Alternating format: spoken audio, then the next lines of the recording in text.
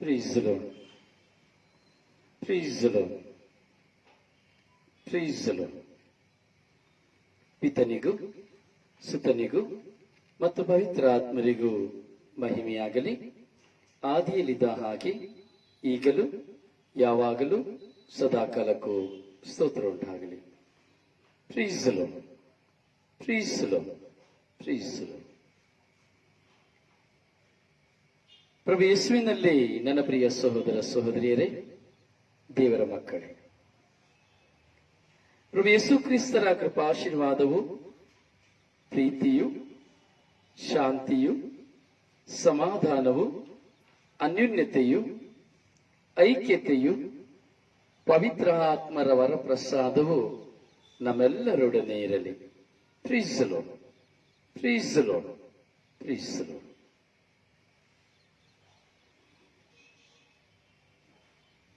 ಪ್ರಿಯರೇ, ಈ ಸುಂದರವಾದಂತಹ ಗಳಿಗೆ ಪ್ರತಿದಿನ ಸ್ವರ್ಗೀಯ ವಾಕ್ಯಗಳನ್ನು ಧ್ಯಾನಿಸುವುದಕ್ಕಾಗಿ ಈ ಸಮಯಗಳನ್ನು ನಾವು ಉಪಯೋಗಿಸ್ತಾ ಇದ್ದೇವೆ.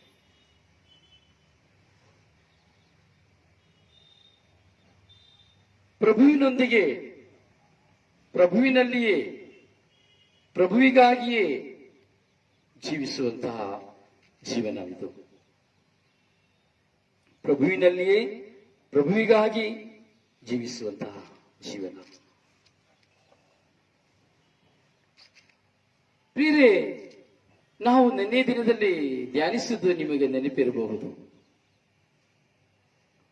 ನಾನು ನಿಮಗೆ ಹೇಳಿದೆ ನಿಮ್ಮ ಪ್ರಾರ್ಥನೆ ಹೇಗಿರಬೇಕೆಂಬುದಾಗಿ. ನನ್ನ ಮೇಲೆ ಕರುಣೆ ತೋರಿರಿ, ನನ್ನ ಮೇಲೆ ಕರುಣೆ ತೋರಿರಿ ಎಂಬುದಾಗಿ ಪ್ರಾರ್ಥಿಸಿ ಎಂಬುದಾಗಿ. ನಾವು ಮಾಡುವ ಪ್ರಾರ್ಥನೆಯ ನಿಮಿತ್ತವಾಗಿ ದೇವರ ಕರುಣೆ ನಮ್ಮಲ್ಲಿ ನೆಲೆಗೊಳ್ಳುವುದಕ್ಕಾಗಿ ಪ್ರಾರ್ಥಿಸಿ ಎಂಬುದಾಗಿ. ಎಷ್ಟು ಜನ ಈ ಪ್ರಾರ್ಥನೆಯನ್ನು ನೀವು ಪುನರಾವರ್ತಿಸಿದ್ರಿ ಎಂದು ನನಗೆ ಗೊತ್ತಿಲ್ಲ. ಆದರೆ ನಾನು ಪುನರಾವರ್ತಿಸಿದೆ. ರಾತ್ರಿ, ಬೆಳಗಿನ ಜಾವದಲ್ಲಿ, ಈ ಸಮಯದವರೆಗೂ ನನ್ನಲ್ಲಿ ನೆನಪು ಬರುವಾಗಲೆಲ್ಲ ನಾನು ಪುನರಾವರ್ತಿಸಿದೆ. ಯೇಸುವೇ, ನನ್ನ ಮೇಲೆ ಕರುಣೆ ತೋರಿರಿ. ಯೇಸುವೇ, ನನ್ನ ಮೇಲೆ ದಯೆ ತೋರಿರಿ. ಯೇಸುವೇ, ನನ್ನ ಮೇಲೆ ಕರುಣೆ ತೋರಿರಿ, ದಯೆ ತೋರಿರಿ ಎಂಬುದಾಗಿ ಪ್ರಾರ್ಥಿಸಿದೆ.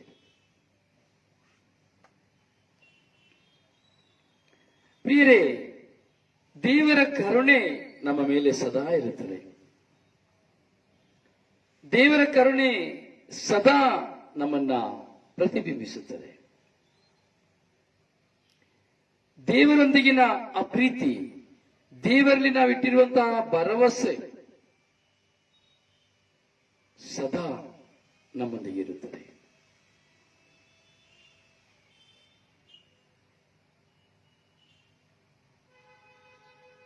ನಾವು ಪ್ರಾರ್ಥಿಸಿದ, ನಾವು ಧ್ಯಾನಿಸಿದೆವು, ಮನಪೂರ್ವಕವಾಗಿ ನಾವು ದೇವರ ಕಡೆ ತಿರುಗಿಕೊಳ್ಳಬೇಕೆಂಬುದಾಗಿ. ಮನಪೂರ್ವಕವಾಗಿ ನಾವು ದೇವರ ಕಡೆ ತಿರುಗಿಕೊಳ್ಳಬೇಕು. ಸುಮ್ಮನೆ ಕ್ಷಣಕ್ಕಾಗಿ ಅಲ್ಲ. ಯಾಕೆಂದ್ರೆ ನಿಮ್ಮ ವಸ್ತ್ರಗಳನ್ನೆಲ್ಲ ಹೃದಯಗಳನ್ನ ಸೀಳಿಕೊಳ್ಳಿರಿ. ವಸ್ತ್ರಗಳನ್ನೆಲ್ಲ ಹೃದಯಗಳನ್ನ ಸೀಳಿಕೊಳ್ಳಿರಿ. ಕಾರಣ ಪಶ್ಚಾತ್ತಾಪದ ನಿಮಿತ್ತವಾಗಿ.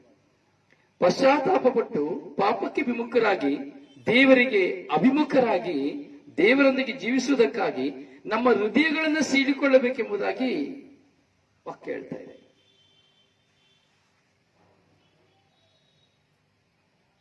ಹೃದಯವನ್ನು ಸೀಳಿಕೊಳ್ಳುವುದು ಅಂದ್ರೆ ಹೇಗೆ? ಕತ್ತಿ ತಗೊಂಡು ಕೊಯ್ದುಕೊಳ್ಳುವುದ? ಕತ್ತಿಯಿಂದ ಕೊಯ್ದುಕೊಳ್ಳುವುದ? ಇಲ್ಲ. ಪಶ್ಚಾತ್ತಾಪದಿಂದ ನಮ್ಮ ಹೃದಯವನ್ನ ಹರಿದುಕೊಳ್ಳುವುದು, ಬಗೆದುಕೊಳ್ಳುವುದು. ಅಯ್ಯೋ, ನಾನು ಹೀಗೆ ಮಾಡಿಬಿಟ್ಟನಲ್ಲ, ಅಯ್ಯಯ್ಯೋ, ನಾನು ಹೀಗೆ ಮಾಡಿಬಿಟ್ಟನಲ್ಲ ಎಂಬಂತ ಆಳವಾದಂತಹ ಪಶ್ಚಾತ್ತಾಪ ಹೃದಯದಲ್ಲಿ ಬರುವಂಥದ್ದು. ಆಳವಾದ ಪಶ್ಚಾತ್ತಾಪ. ಮಲಗಿದರೂ ನಿದ್ರೆ ಬರುವುದಿಲ್ಲ, ಎದ್ದರೂ ನಿದ್ರೆ ಬರುವುದಿಲ್ಲ, ಏನು ಮಾಡಿದರೂ ನಿದ್ರೆ ಬರುವುದಿಲ್ಲ, ಊಟ ಮಾಡಲಿಕ್ಕೆ ಆಗುವುದಿಲ್ಲ, ಕೆಲಸ ಮಾಡಲಿಕ್ಕೆ ಆಗುವುದಿಲ್ಲ, ಮಾಡಿದ ತಪ್ಪು ಮನಸ್ಸಿನಲ್ಲಿ ನಾನು ತಪ್ಪು ಮಾಡಿದೆ ತಪ್ಪು ಮಾಡಿದೆ ತಪ್ಪು ಮಾಡಿದೆ ಎಂಬಂತ ಮೆಲುಕು ಹಾಕುವಾಗ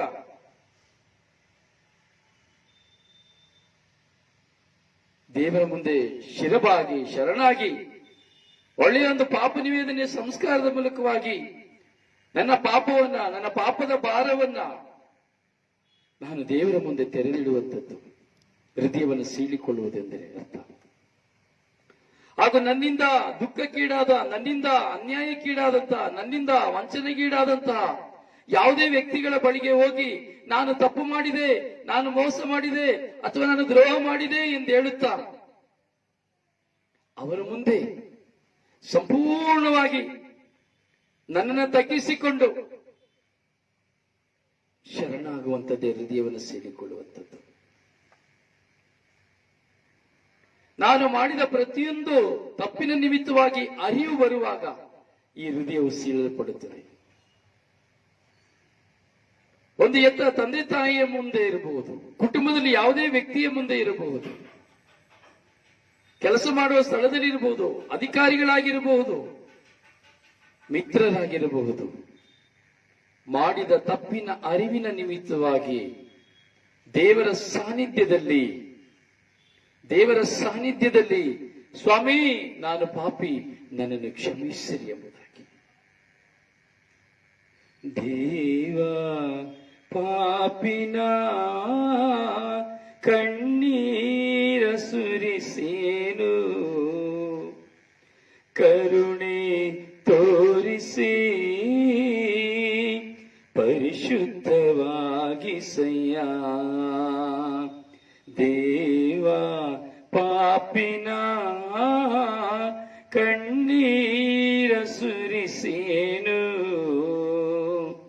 ಕರುಣೆ ತೋರಿಸಿ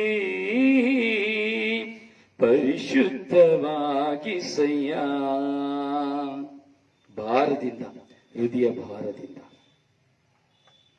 ಸ್ವಾಮಿ ನಾನು ಪಾಪಿ ಎಂಬುದಾಗಿ ನನ್ನ ತಪ್ಪನ್ನ ಒಪ್ಪಿಕೊಳ್ಳುವುದೇ ಹೃದಯ ಸೀಳುವಂಥದ್ದು. ಏನೋ ಅಯ್ಯೋ ನಾನು ತಪ್ಪು ಮಾಡ್ಬಿಟ್ಟಪ್ಪ, ಅಯ್ಯೋ ಹೋಗಿ ನಾನು ಕನ್ಫೆಷನ್ ಮಾಡಬೇಕು, ಹೋಗಿ ಕನ್ಫೆಷನ್ ಮಾಡ್ಬಿಡ್ತೇನೆ, ಹೋಗಿ ಪಿತಾ ಸುತ್ತಮುತ್ತ ಬೈತ ಸ್ವಾಮಿ ನಾನು ಸುಳ್ಳು ಹೇಳಿದೆ, ಸ್ವಾಮಿ ನಾನು ಮೋಸ ಮಾಡಿದೆ, ಸ್ವಾಮಿ ನಾನು ಕದ್ದೆ, ನಾನು ವ್ಯಭಿಚಾರ ಮಾಡಿದೆ, ನಾನು ಹಾಗೆ ಮಾಡಿದೆ, ಹೀಗೆ ಮಾಡಿದೆ, ಈಗ ಮಾಡಿದ ಪಾಪಕ್ಕೂ, ಮರೆತದ ಪಾಪಕ್ಕೂ, ಇನ್ನೇ ಮಾಡಿದ ಪಾಪಕ್ಕೂ ನಿಮ್ಮ ಆಶೀರ್ವಾದನ ಕರುಣಿಸಲಿ. ಮುಗಿದ ಇದೇ ಕನ್ಫೆಷನ್. ನಮ್ಮ ಕನ್ಫೆಷನ್ ಅಲ್ಲ, ಹೋಗ್ತೇವೆ, ಪಿತ್ತನ ಸುತ್ತನೆ ಹೇಳ್ತೇವೆ, ಕಣ್ಣು ಮುಚ್ಚಿಕೊಳ್ತೇವೆ, ಇಲ್ಲ ಕಣ್ಣು ತೆಗಿತೇವೆ, ಹೇಳ್ತೇವೆ ಸ್ವಾಮಿ ನಾನು ಪಾಪ ಮಾಡಿದ್ದೇನೆ, ಸ್ವಾಮಿ ನಾನು ಸುಳ್ಳು ಹೇಳಿದನು, ನಾನು ಮೋಸ ಮಾಡಿದೆ, ನನ್ನ ಬೈದು, ನನ್ನ ಗಂಡ ನನ್ನ ಬೈದಿದ್ದಕ್ಕಾಗಿ ನಾನು ಬೊಬ್ಬೆ ಹಾಕ್ಬಿಟ್ಟೆ, ನನ್ನ ಹೆಂಡತಿ ನನ್ನ ಹತ್ರ ಈಗ ಹೇಳಿದಕ್ಕಾಗಿ ನಾನು ಅವಳನ್ನ ಹೊಡೆದ್ಬಿಟ್ಟೆ, ನಾನು ಈಗ ಕಳ್ತನ ಮಾಡ್ಬಿಟ್ಟೆ, ನಾನು ವ್ಯಭಿಚಾರ ಮಾಡ್ಬಿಟ್ಟೆ, ನಾನು ಈಗ ಕೆಟ್ಟದನ್ನ ನೋಡ್ಬಿಟ್ಟೆ, ಸ್ವಾಮಿ ನಾನು ಈಗ ಪಾಪ ಮಾಡ್ಬಿಟ್ಟೆ, ಸ್ವಾಮಿ ನನ್ನ ಕ್ಷಮಿಸಿ ಸ್ವಾಮಿ, ಈಗ ಮಾಡಿದ ಪಾಪಕ್ಕೂ, ಮರ್ತದ ಪಾಪಕ್ಕೂ, ಇಂದ ಮಾಡಿದ ಪಾಪಕ್ಕೂ ನಿಮ್ಮ ಆಶೀರ್ವಾದನ ಕರುಣಿಸಿರಿ ಸ್ವಾಮಿ. ಹೌದಲ್ಲ?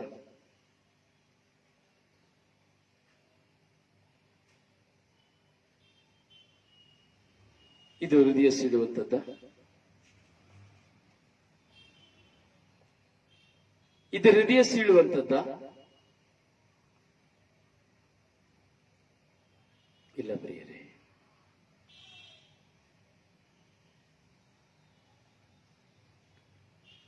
ಹೃದಯವನ್ನ ಸೀಳುವಂಥದ್ದು ಪಶ್ಚಾತ್ತಾಪ ಪಡುವಂಥದ್ದು. ಹೃದಯ ಸೀಳುವಂಥದ್ದು ಕಣ್ಣೀರು ಸುರಿಸುವಂಥದ್ದು. ಹೃದಯ ಸೀಳುವಂಥದ್ದು ಉಪವಾಸ ಮಾಡುವಂಥದ್ದು. ಹೀಗೆ ಹೃದಯ ಸೀಳಿ ಪ್ರಾರ್ಥಿಸುವಂಥದ್ದು ದೇವರನ್ನ ಕಾಣುವಂಥದ್ದು. ಇದೆಲ್ಲ ಪಶ್ಚಾತ್ತಾಪ ಪೂರಿತ ಪ್ರಾರ್ಥನೆ. ಹೃದಯವನ್ನು ಸೀಳಿಕೊಳ್ಳುವಂತ ಪ್ರಾರ್ಥನೆ ಇದೆಲ್ಲ. ದಾವೀದನು ಕೀರ್ತನೆ 51ರಲ್ಲಿ ಪ್ರಕಟಿಸುವಂತೆ, ಕೃಪಾಳು ದೇವ ಕರುಣಿಸೆನ್ನನು, ಕರುಣಾನಿಧಿ ಅಳಿಸೆನ್ನ ದೋಷವನ್ನು, ತೊಳೆ ಪೂರ್ತಿಯಾಗಿ ಪಾಪದಿಂದೆನ್ನನ್ನು, ದೋಷ ಪರಿಹರಿಸಿ ಶುದ್ಧಗೊಳಿಸೆನ್ನನ್ನು.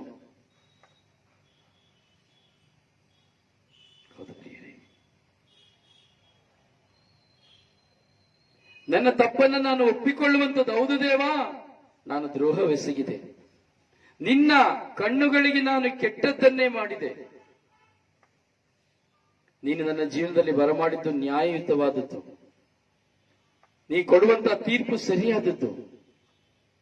ಸ್ವಾಮಿ, ನಾನು ಹುಟ್ಟುವಾಗಲೇ ಪಾಪಿಯಾಗಿ ಹುಟ್ಟಿದೆ, ನಾ ಜನಿಸಿದೆ ಪಾಪಪಂಕದಲ್ಲೇ, ತಾಯಿಯ ಗರ್ಭದಲ್ಲಿರುವಾಗಲೇ, ಮಾತೃ ಗರ್ಭದಿಂದಲೇ. ದಾವೀದ ಅರಸನ ಪಶ್ಚಾತ್ತಾಪ ಪ್ರಾರ್ಥನೆ, ದಾವೀದ ಅರಸನ ಪಶ್ಚಾತ್ತಾಪ ಪ್ರಾರ್ಥನೆ, ಹೃದಯವನ್ನು ಸೀಳಿಕೊಳ್ಳುವಂತಹ ಪ್ರಾರ್ಥನೆ.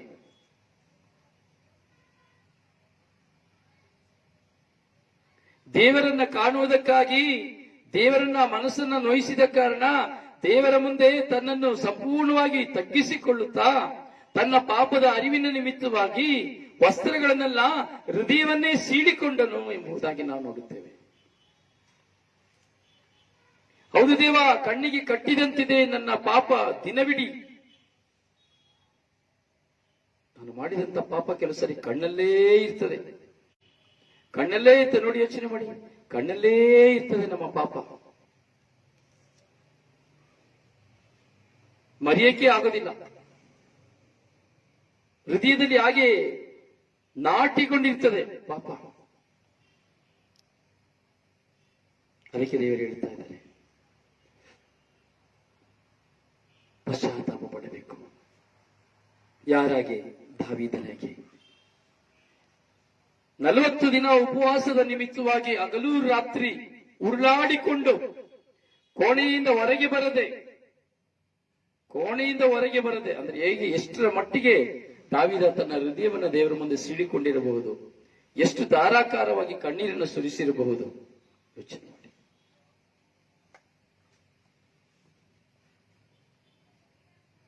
ಇಲ್ಲ ಪ್ರಿಯರೇ, ನಾವು ಪ್ರಾರ್ಥಿಸಬೇಕು.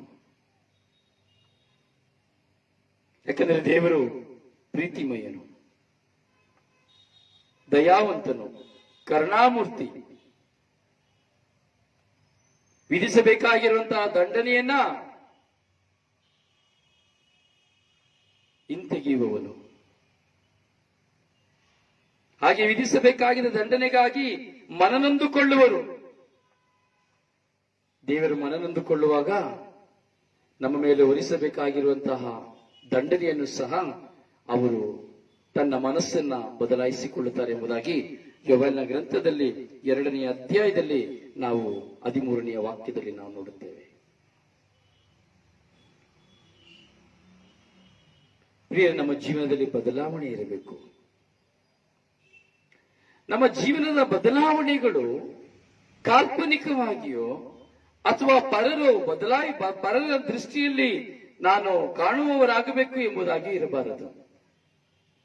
ನೋಡಿ, ಈ ತಪಸ್ಸು ಕಾಲದಲ್ಲಿ ಧರ್ಮಸಭೆ ದಾನ ಧರ್ಮ ಮಾಡಲಿಕ್ಕೆ ಕರೆಯನ್ನು ಕೊಡುತ್ತದೆ, ಉಪವಾಸ ಮಾಡಲಿಕ್ಕೆ ಕರೆಯನ್ನು ಕೊಡುತ್ತದೆ, ಪ್ರಾರ್ಥಿಸಲಿಕ್ಕೆ ಕರೆಯನ್ನು ಕೊಡುತ್ತದೆ, ಹೀಗೆ ತ್ಯಾಗವನ್ನು ಮಾಡಲಿಕ್ಕೆ ಕರೆಯನ್ನು ಕೊಡುತ್ತದೆ ಈ ಧರ್ಮಸಭೆ. ಇದೊಂದು ಪಶ್ಚಾತ್ತಾಪಕ್ಕೆ ಕಾರಣವಾದ ಒಂದು ಸ್ಯಾಕ್ರಿಫೈಸಸ್ ಅಷ್ಟೇ. ನಾನು ನನ್ನನ್ನ ಹೇಗೆ ತಲೆಯ ಮೇಲೆ ಬೂದಿಯನ್ನು ಹಾಕಿ, ಗುಂಡನ ಮಾಡಿಸಿ ತಲೆಯ ಮೇಲೆ ಬೂದಿಯನ್ನು ಹಾಕಿ ಗೋಣಿತಟ್ಟನ್ನು ಉಟ್ಟುಕೊಂಡು ಹೇಗೆ ಪ್ರಾರ್ಥಿಸಿದನೋ ಹಾಗೆ ನನಗೆ ನೆನಪು ಬರ್ತದೆ. ಸುಮಾರು 20 ವರ್ಷಗಳ ಹಿಂದೆ, ಇನ್ನೂ ಹೆಚ್ಚಾಯಿತು, ನಾನು ಧ್ಯಾನ ಮಂದಿರವನ್ನು ಪ್ರವೇಶಿಸುವಾಗ, ಡಿವೈನ್ ಧ್ಯಾನ ಮಂದಿರವನ್ನು ಮೊಟ್ಟ ಮೊದಲಿಗೆ ನಾನು ಪ್ರವೇಶಿಸುವಾಗ, ಆಗಲ್ಲ ಡಿವೈನ್ ಧ್ಯಾನ ಮಂದಿರ ಕಟ್ಟಡಗಳಿಲ್ಲ, ಎಲ್ಲ ತೆಂಗಿನ ಮರಿಯ ಜೋಪಡಿಗಳು, ತೆಂಗಿನ ಗರಿಯ ಜೋಪಡಿಗಳು. ಡಿವೈನ್ ಧ್ಯಾನ ಮಂದಿರ ದೊಡ್ಡದಲ್ಲ, ಕಟ್ಟಡಗಳು ಯಾವುದೂ ಇರಲಿಲ್ಲ. ಹಾಗೆ ಆ ಪ್ರಾರಂಭದ ದಿನ ನಾನು ಧ್ಯಾನಕ್ಕೆ ಹೋದಂತ ಗಳಿಗೆ ನಾನು ಇಲ್ಲಿಂದ ಹೋಗುವಾಗ ಎಣಿಸಿದೆ, ಸ್ವಾಮಿ ನಾನು ಪಾಪಿ, ಸ್ವಾಮಿ ನಾನು ಪಾಪಿ, ನನ್ನ ಪಾಪದ ನಿಮಿತ್ತವಾಗಿ ನನಗೆ ಪ್ರಾಯಶ್ಚಿತ್ತವನ್ನು ತೋಡಿಕೊಳ್ಳಲು ನನ್ನಿಂದ ಸಾಧ್ಯವಿಲ್ಲ. ಹೇಗೆ ಪಶ್ಚಾತ್ತಾಪ ಪಡಬೇಕೆಂದು ನನಗೆ ಗೊತ್ತಿಲ್ಲ. ಹೃದಯ ಸೀಳಿ ಹೋಗಿದೆ, ರಾತ್ರಿಯೆಲ್ಲ ಕಂಬನಿ ಹರಿದಿದೆ. ನಾನು ಸಾವಿರ ಅಂದು ಧ್ಯಾನ ಮಂದಿರದಲ್ಲಿ ಧ್ಯಾನಕ್ಕೆ ಬರ್ತಾ ಇದ್ದಂತ ಜನಸಂಖ್ಯೆ ನೀವು ನಂಬೋದಿಲ್ಲ, ಅಥವಾ ನೋಡಿರೋ ನನಗೆ ಗೊತ್ತಿಲ್ಲ. 30,000, 32,000, 25,000 ಜನರು ಧ್ಯಾನ ಮಂದಿರದಲ್ಲಿ ಧ್ಯಾನಕ್ಕೆ ಬರ್ತಾ ಇದ್ರು. ನಾನು ಹೋದ ದಿನದಲ್ಲಿ 32,000 ಜನರಿದ್ದರು.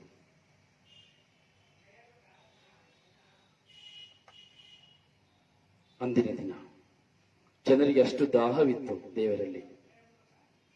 ಹಾಗೂ ಒಂದೇ ಒಂದು ಧ್ಯಾನ ಮಂದಿರ, ಇವತ್ತು 132 ಧ್ಯಾನ ಮಂದಿರ. ಹೀಗೆ ನಾನು ಅಲ್ಲಿ ಹೋಗುವಾಗ 32,000 ಜನ.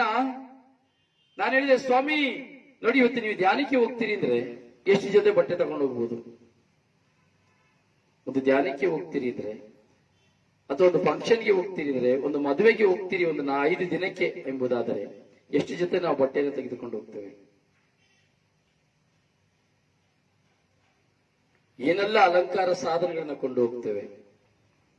ಅದನ್ನು ಧ್ಯಾನ ಮಂದಿರಕ್ಕೆ ಬರುವಾಗ 30,000 ಜನರಿದ್ದಾರೆ ಎಂಬುದಾದ್ರೆ ಅವರ ಮುಂದೆ ನಾವು ಹೇಗಿರಬೇಕು? ಎಷ್ಟು ಒಳ್ಳೊಳ್ಳೆಯ ವಸ್ತ್ರಗಳನ್ನು ಧರಿಸಿ ಹೋಗ್ತೇವೆ, ಪರ್ಫ್ಯೂಮ್ ಅನ್ನು ಹಾಕಿ ಹೋಗ್ತೇವೆ.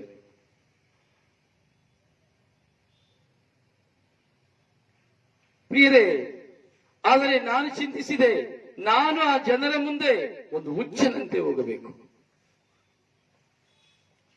ನಾನು ಪಾಪಿ. ಯಾವ ಒಂದು ಔದಾರ್ಯವಿಲ್ಲದೆ ಆ ಜನರ ಮುಂದೆ ನಾನು ಹುಚ್ಚನಂತೆ ಹೋಗಬೇಕು. ಸ್ವಾಮಿ, ಅದು ಪೂರ್ವ ಪ್ರವಾಚನ ಆ ಉಪವಾಸದ ದಿನದ ಸ್ಮರಣೆಯಂತೆ ದಾವೀದನು ತನ್ನ ವಸ್ತ್ರವನ್ನು ಕಳಿಸಿಟ್ಟು ಗೋಣಿತಟ್ಟನ್ನು ತೊಟ್ಟುಕೊಂಡು ಮುಂಡನ ಮಾಡಿಸಿಕೊಂಡಾಗೆ, ತಲೆಯಲ್ಲಿ ಬೂದಿ ತುಂಬಿಸಿಕೊಂಡಾಗೆ ನಾನು ಸಹ ಮುಂಡನವನ್ನು ಮಾಡಿಸಿ ಗೋಣಿತಟ್ಟನ್ನು ತೊಟ್ಟು ಧ್ಯಾನದಲ್ಲಿ ನಾನು ಪಾಲ್ಗೊಳ್ಳುತ್ತೇನೆ. ನನಗಾಗಿ, ನನ್ನ ಹೃದಯದ ಭಾರದ ನಿಮಿತ್ತವಾಗಿ ಎಂಬುದಾಗಿ ನಾನು ತೀರ್ಮಾನಿಸಿದೆ. ಹೀಗೆ ನಾನು ಡಿವೈನ್ ಧ್ಯಾನ ಮಂದಿರವನ್ನು ನಾನು ಪ್ರವೇಶಿಸಿದೆ. ನನ್ನ ಬಟ್ಟೆಯನ್ನೆಲ್ಲ ತೆಗೆದು ಒಂದು ನೀರುಳ್ಳಿಯ ಗೋಣಿ ಚೀಲ ಮೇಲೆ, ಕುತ್ತಿಗೆ ಹತ್ರ ಮೇಲೆ ಟಾಪ್ ಅಲ್ಲಿ ರೌಂಡ್ ಆಗಿ ಬ್ಲೈಡ್ ನಲ್ಲಿ ಕಟ್ ಮಾಡಿದ ಒಂದು ಗೋಣಿ ಚೀಲ ತೆಗೆದುಕೊಂಡು ರೌಂಡ್ ನಲ್ಲಿ ಕಟ್ ಮಾಡಿದೆ. ಭಯಂಕರ ಬಿಸಿಲು. ಕೊನೆಗೆ ಅಂಗಡಿಗೆ ಹೋಗಿ ನಾನು ಮುಂಡನ ಮಾಡಿಸಿದೆ. ನನ್ನ ತಲೆಯನ್ನು ಫುಲ್ ಶೇವ್ ಮಾಡಿದೆ.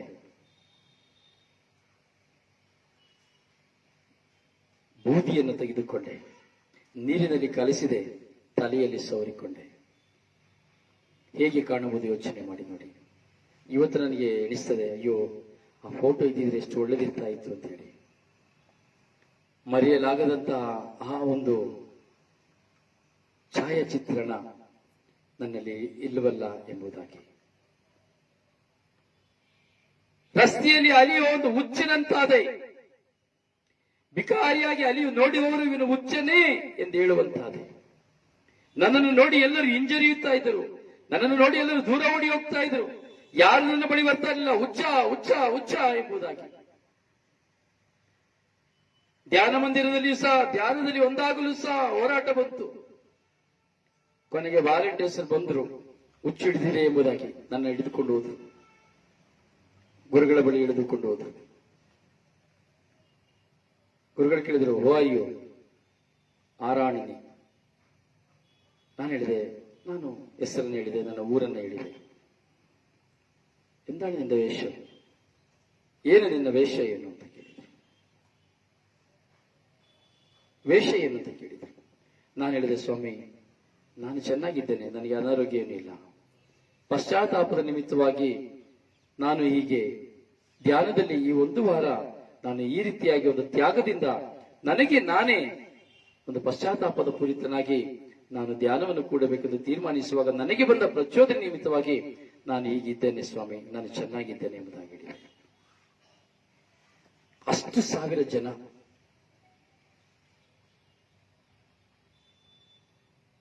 ಗುರುಗಳು ಹೇಳಿದ್ರು, ಓಕೆ ನಾನು ನಿನಗಾಗಿ ಪ್ರಾರ್ಥಿಸ್ತೇನೆ. ನಾನು ಪ್ರಾರ್ಥಿಸುವಾಗ ದೇವರು ನೀನು ಈ ಬಟ್ಟೆನ ಬಿಚ್ಚಿಬಿಡ್ಬೇಕು ಅಂದ್ರೆ ಬಿಚ್ಚಿಬಿಡ್ತೀಯ ಅಂತ ಕೇಳಿದ್ರು. ನಾನು ಹೇಳಿದೆ, ಖಂಡಿತವಾಗಿ ದೇವರು ಹೇಳಿದ್ರೆ ನಾನು ಬಿಚ್ಚಿ ಬಿಡ್ತೇನೆ ಎಂಬುದಾಗಿ ಹೇಳಿದೆ. ಮುಟ್ಟುಗೊತ್ತು ಅಂತ ಹೇಳಿದರು. ಮೊಣಕಾಲು ಹಾಕ್ಲಿಕ್ಕೆ ಹೇಳಿದರು. ಮೊಣಕಾಲು ಹಾಕಿದೆ.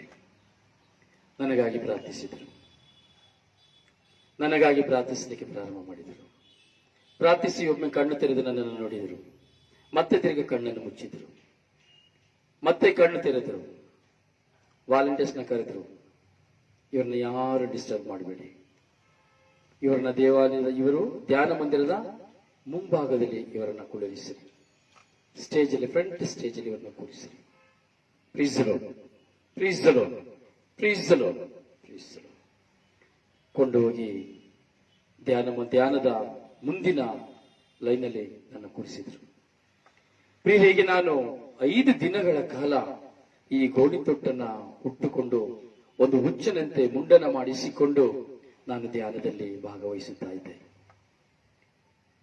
ಪ್ರಿಯರೇ, ಆ ಅನುಭವಗಳು, ಆ ದಿನದ ಆ ಅನುಭವಗಳು ಇಂದಿಗೂ ನನ್ನ ಜೀವನದಲ್ಲಿ ನಾನು ಮರೆಯಲಿಯ ಸಾಧ್ಯ. ಇವತ್ತಿಗೂ ಸಹ ಗೋಣಿತಟ್ಟು ನನ್ನ ಕೈಯಲ್ಲಿದೆ. ಇವತ್ತಿಗೂ ಸಹ ಆ ಗೋಣಿತಟ್ಟು ನನ್ನ ಕೈಯಲ್ಲಿದೆ. ಆ ಗೋಣಿತಟ್ಟಿಗೆ ನಾನು ಕಟ್ಟಿದಂತಹ ಸೊಂಟಪಟ್ಟಿಯ ಒಂದು ರಸ್ತೆಯಲ್ಲಿ ಬಿದ್ದಂತಹ ಒಂದು ದಾರ ಸಹ ಇಂದಿಗೂ ನನ್ನ ಕೈಯಲ್ಲಿದೆ. Yes, please the lord, please the lord, please the lord. ಜನ ಉಚ್ಚಾಯಿ ಎಂದು ಹೇಳಬಹುದು, ದೇವರು ಉಚ್ಚಾಯಿ ಎಂದು ಹೇಳಲು ಸಾಧ್ಯವಿಲ್ಲ. ಸಾವಿರಾರು ಹೆಣ್ಣು ಗಂಡು ಮಕ್ಕಳ ಮುಂದೆ ಒಂದು ಹುಚ್ಚನಾಗಿ ಹೋಗಿ ಧ್ಯಾನದಲ್ಲಿ ಕೂಡುವುದು ಅಷ್ಟು ಸುಲಭವಲ್ಲ. ತುಂಬಾ ಜನ ಪರಿಹಾಸ್ಯ ಮಾಡಿದ್ರು. ರಿಪೋರ್ಟ್ಸ್ ಬಂದ್ರು, ಪ್ರೆಸ್ ರಿಪೋರ್ಟ್ಗಳು ಬಂದ್ರು. ಎಂದಿ ನಾನು ಯಾಕೆ ನೀನು ಹೀಗೆ ಮಾಡಬೇಕು, ಅದೆಲ್ಲ ಇದೆಲ್ಲ ಹಳೆ ಒಡಂಬಡಿಕೆಯಲ್ಲ, ಇದನ್ನೇ ಯಾಕೆ ನೀನು ಮಾಡಬೇಕು ಎಂಬುದಾಗಿ ಕೇಳಿದ್ರು. ನಾನು ಹೇಳಿದೆ, ಇದು ನನ್ನ ಸ್ಯಾಕ್ರಿಫೈಸ್, ಇದು ನನ್ನ ಸ್ಯಾಕ್ರಿಫೈಸ್, ನಾನು ಮಾಡ್ತಾ ಇದ್ದೀನಿ.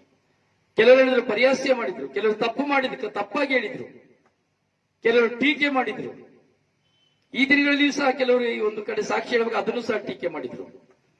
ಯಾಕಂದ್ರೆ ಈ ಲೋಕ ಟೀಕೆ ಮಾಡುವಂತಹ ಲೋಕ, ಏನು ಮಾಡಲಿಕ್ಕೆ ಆಗುದಿಲ್ಲ. ಪ್ರಿಯ, ಯಾವುದಕ್ಕಾಗಿ ಇದನ್ನು ಮುಂದೆ ಹೇಳ್ತಾ ಇದ್ದೇನೆಂದ್ರೆ, ನಮ್ಮ ಹೃದಯವನ್ನ ಸೀಳಿಕೊಳ್ಳುವುದು ಎಂದರೆ ಅಲ್ಲಿ ಏನಾದ್ರೂ ಸಮಥಿಂಗ್ ಸ್ಪೆಷಲ್ ಇರಬೇಕು. ಈಗ ಉಪವಾಸ ಮಾಡ್ತೇವೆ, ಯಾಕೆ ಉಪವಾಸ ಮಾಡಬೇಕು? ಅದು ಒಂದು ಹೃದಯವನ್ನು ಸೀಳಿಕೊಳ್ಳುವಂಥದ್ದು. ಉಪವಾಸ ಮಾಡುವುದು ಒಂದು ಹೃದಯವನ್ನು ಸೀಳಿ, ಅಂದರೆ ನಾನು ಮಾಡಿದ ತಪ್ಪಿಗಾಗಿಯೂ ಪಶ್ಚಾತ್ತಾಪಕ್ಕಾಗಿಯೂ ಸ್ವಾಮಿ ನನ್ನ ಹೃದಯವನ್ನು ಸೀಳಿಕೊಂಡಿದ್ದೇನೆ ಎಂದು ದೇವರ ಮುಂದೆ ತೋರಿಸುವುದಕ್ಕಾಗಿ, ನನ್ನ ದೇಹವನ್ನು ದಂಡಿಸುವುದು ಉಪವಾಸ. ಹೌದು ಪ್ರಿಯರೇ, ಹೀಗೆ ನಾನು ಗೋಣಿತಟ್ಟನ್ನ ತೊಟ್ಟುಕೊಂಡು ಮುಂಡನ ಮಾಡಿಕೊಂಡು ಅತ್ತಿತ್ತ ಹೋಗಬೇಕಾದ್ರೆ ಯಾರು ನನ್ನ ಹತ್ರ ಬರ್ತಾ ಇರಲಿಲ್ಲ. ಹುಚ್ಚ ಅಂತ ದೂರ ಹೋಗ್ಬಿಡ್ತಾ ಇದ್ರು. ಪಕ್ಕದಲ್ಲಿ ಕುತ್ಕೊಳ್ಳಿಕ್ಕೂ ಹಿಂದೆ ಮುಂದೆ ನೋಡ್ತಾ ಇದ್ರು, ನನ್ನ ಮೇಲಿಂದ ಕೆಳಗೆ ನೋಡ್ತಾ ಇದ್ರು ನನ್ನ.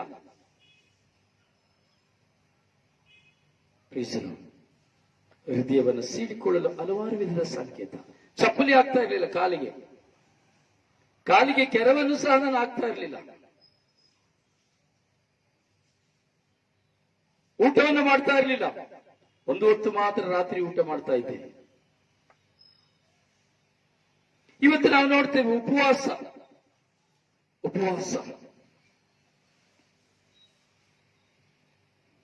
ಯೆಹೋವನ ಗ್ರಂಥದಲ್ಲಿ ನಾವು 6ನೇ ಅಧ್ಯಾಯದಲ್ಲಿ 16ನೇ ಶುಭ ಸಂದೇಶದಲ್ಲಿ ನಾವು ನೋಡುತ್ತೇವೆ.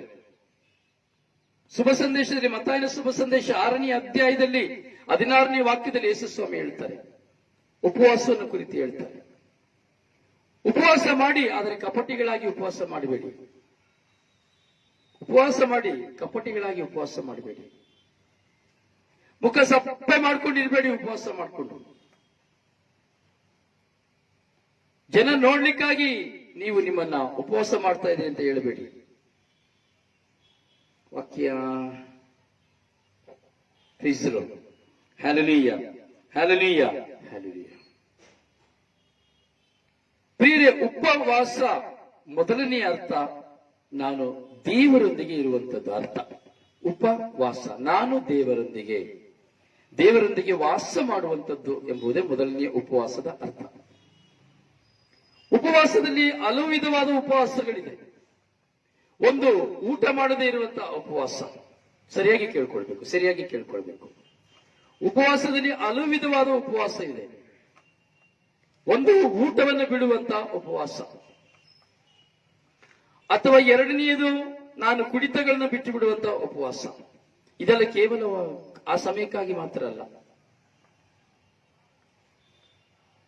ಪಾಪವನ್ನ ಬಿಟ್ಟು ಬಿಡುವಂತಹ ಉಪವಾಸ, ಸುಳ್ಳು ಹೇಳುವುದನ್ನು ಬಿಟ್ಟು ಬಿಡುವಂತಹ ಉಪವಾಸ, ವ್ಯಭಿಚಾರವನ್ನು ಬಿಟ್ಟು ಬಿಡುವಂತಹ ಉಪವಾಸ, ಮತ್ತವರನ್ನು ದೂಷಿಸುವುದನ್ನು ಬಿಟ್ಟು ಬಿಡುವಂತಹ ಉಪವಾಸ, ದೈಹಿಕವಾದಂತಹ ಯಾವುದೇ ವಿಧವಾದ ಒತ್ತಡಗಳಿಂದ ಹೊರಬರುವಂತಹ ಉಪವಾಸ, ಹಾಗೂ ಸದಾ ಪ್ರಾರ್ಥನೆಯಲ್ಲಿ ತಲ್ಲೀನವಾಗುವಂತಹ ಉಪವಾಸ. ಹೀಗೆ ಉಪವಾಸಗಳಲ್ಲಿ ಹಲವು ವಿಧ. ಆದರೆ ಧರ್ಮಸಭೆ ನಮಗೆ ಪಶ್ಚಾತ್ತಾಪ ಪಟ್ಟು ಪಾಪಕ್ಕೆ ವಿಮುಖರಾಗಿ ದೇವರಿಗೆ ಅಭಿಮುಖರಾಗಲಿಕ್ಕೆ ಪ್ರಕಟಿಸುತ್ತದೆ. ಎರಡನೆಯದು, ಉಪವಾಸ ಮಾಡುವಾಗ ಮತ್ತಾಯನ ಶುಭ ಸಂದೇಶದಲ್ಲಿ ಸ್ವಾಮಿ, ನೀವು ಮುಖ ಸಪ್ಪೆ ಮಾಡಿ ಉಪವಾಸ ಮಾಡಬೇಡ. ಮುಖ ಸಪ್ಪೆ ಮಾಡಿ ಉಪವಾಸ ಮಾಡಬೇಡ. ಏನು ಪ್ರಯೋಜನ ಇಲ್ಲ, ಏನು ಪ್ರಯೋಜನ ಇಲ್ಲ. ಇವತ್ತು ನಾವು ನೋಡಿ ಉಪವಾಸವನ್ನು ಮಾಡ್ತಾ ಇದ್ದೇವೆ. ಹೇಗೆ ಮಾಡ್ತಾ ಇದ್ದೇವೆ? ಹೇಗೆ ಮಾಡ್ತಾ ಇದ್ದೇವೆ ಉಪವಾಸ? ನಾವು ಯೋಚನೆ ಮಾಡಬೇಕು.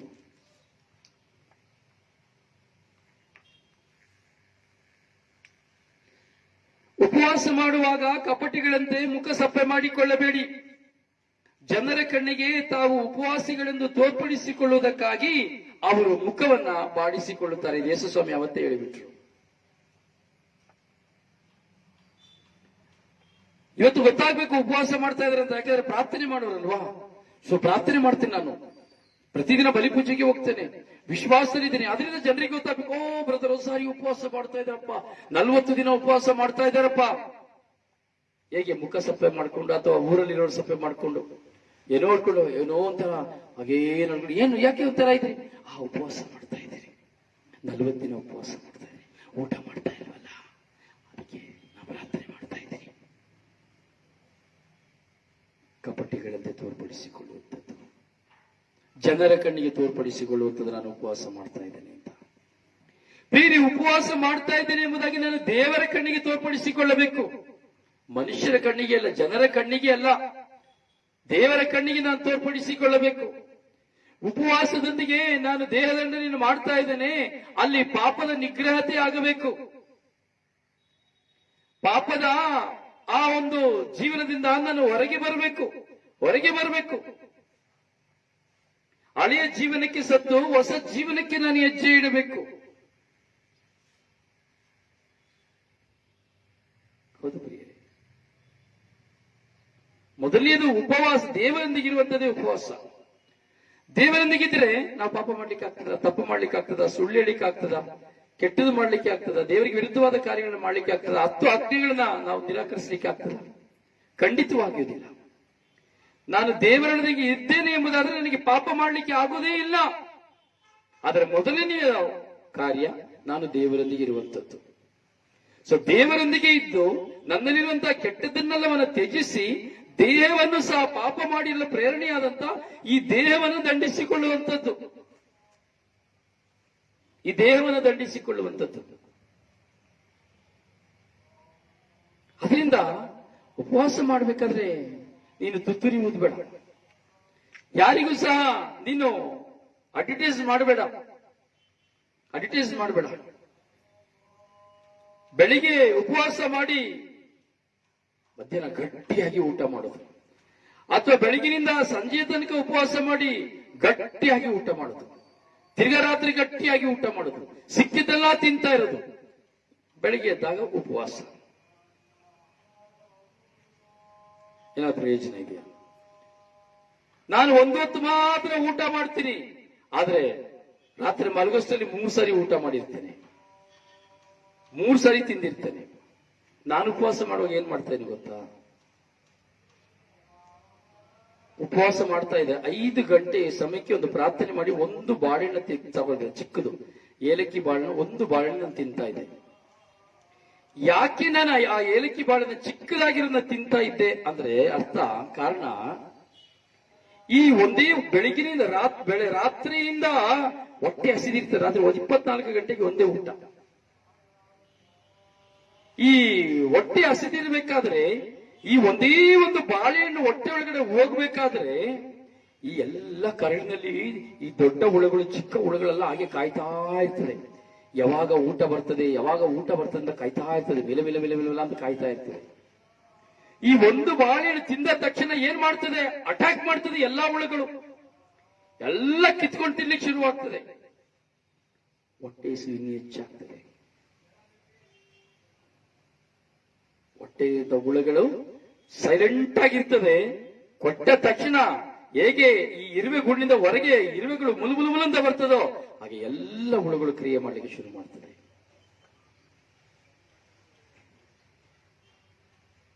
ಅಂದ್ರೆ ನಾವು ಮಾಡುವ ಉಪವಾಸದಲ್ಲಿ ವ್ಯತ್ಯಸ್ತತೆಯನ್ನು ನಾವು ಕಾಣಬೇಕು. ಹಾಗೆ ದೇವರ ಉಪವಾಸ ಮಾಡ್ತಾ ಇದೆಯಾ, ಕಪಟಿಯಾಗಿ ಮಾಡಬೇಡ. ಒಂದು ಪಕ್ಷ ಜನರು ನೋಡಬೇಕೆಂಬುದಾಗಿ ನೀನು ಉಪವಾಸ ಮಾಡಿದ್ದರೆ ನಿನಗೆ ಬರಬೇಕಾದ ಪ್ರತಿಫಲ ಸಿಕ್ಕಿದ್ದಾಯ್ತು ಎಂಬುದಾಗಿ ನೀನು ಅರ್ಥ ಮಾಡ್ಕೊ. ನೀನು ಉಪವಾಸ ಮಾಡುವಾಗ ಜನರಿಗೆ ಗೊತ್ತಾಗುವಾಗ ನೀನು ಉಪವಾಸ ಮಾಡಿದ್ದೆ ಆದರೆ ನಿನಗೆ ಏನು ಸಿಕ್ಕಬೇಕಾಗಿತ್ತೋ ಅದು ಈ ಲೋಕದಲ್ಲಿಯೇ ಸಿಕ್ಕಿ ಬಿಡ್ತು. ಹೊಗಳಿಕೆ, ಬ್ರದರ್ ತುಂಬಾ ಉಪವಾಸ ಮಾಡ್ತಾ ಇದ್ದಾರೆ, ಅಯ್ಯೋ ಆ ಸಿಸ್ಟರ್ ತುಂಬಾ ಉಪವಾಸ ಮಾಡ್ತಾ ಇದ್ದಾರೆ, ಅಯ್ಯೋ ಅಯ್ಯೋ ಅನಿತಾ ತುಂಬಾ ಉಪವಾಸ ಮಾಡ್ತಾ ಇದೀಯಾ, ಹ್ಯಾಲೆಲೂಯಾ ಹ್ಯಾಲೆಲೂಯಾ ಹ್ಯಾಲೆಲೂಯಾ. ಹೀಗೆ ಉಪವಾಸ ಮಾಡುವವರನ್ನ ಹೊಗಳುವುದನ್ನು ನಾವು ನೋಡ್ತೇವೆ. ಅದಕ್ಕೆ ದೇವರು ಹೇಳ್ತಾರೆ, ನೀ ಮುಖ ಸಪ್ಪೆ ಮಾಡ್ಕೊಳ್ಬೇಡ, ಹೋಗು ಚೆನ್ನಾಗಿ ಮುಖ ತೊಳ್ಕೊ, ಸೋಪ್ ಹಾಕಿ, ತಲೆಗೆ ಎಣ್ಣೆ ಹಾಕು, ತಲೆ ಬಾಚಿಕೊ. ನೀನು ಉಪವಾಸ ಮಾಡಿದಾಗೆ ಕಾಣೋದಿಲ್ಲ, ಉಪವಾಸ ಮಾಡಿದಾಗೆ ಕಾಣೋದಿಲ್ಲ. ಕಾರಣ ನೀನು ಮಾಡುವಂತಹ ಉಪವಾಸ ದೇವರಿಗೆ ಅರಿವಾಗಿರ್ತದೆ. ಅದರಿಂದನೇ ಹೇಳ್ತದೆ ಮತ್ತಾಯನ ಶುಭ ಸಂದೇಶ 16ನೇ ಅಧ್ಯಾಯದಲ್ಲಿ 18ನೇ ವಾಕ್ಯದಲ್ಲಿ ನಾವು ನೋಡ್ಬೇಕಾದ್ರೆ, ಅಂತರಂಗದಲ್ಲಿರುವ ನಿನ್ನ ತಂದೆಗೆ ಮಾತ್ರ ಕಾಣಬೇಕು ನಾನು ಉಪವಾಸ ಮಾಡೋದು. ಅಂತರಂಗದಲ್ಲಿರುವ ನಿನ್ನ ತಂದೆಗೆ ಮಾತ್ರ ಕಾಣಬೇಕು ಉಪವಾಸ ಮಾಡುವಂಥದ್ದು, ಬೇರೆ ಯಾರಿಗೂ ಕಾಣಬಾರದು.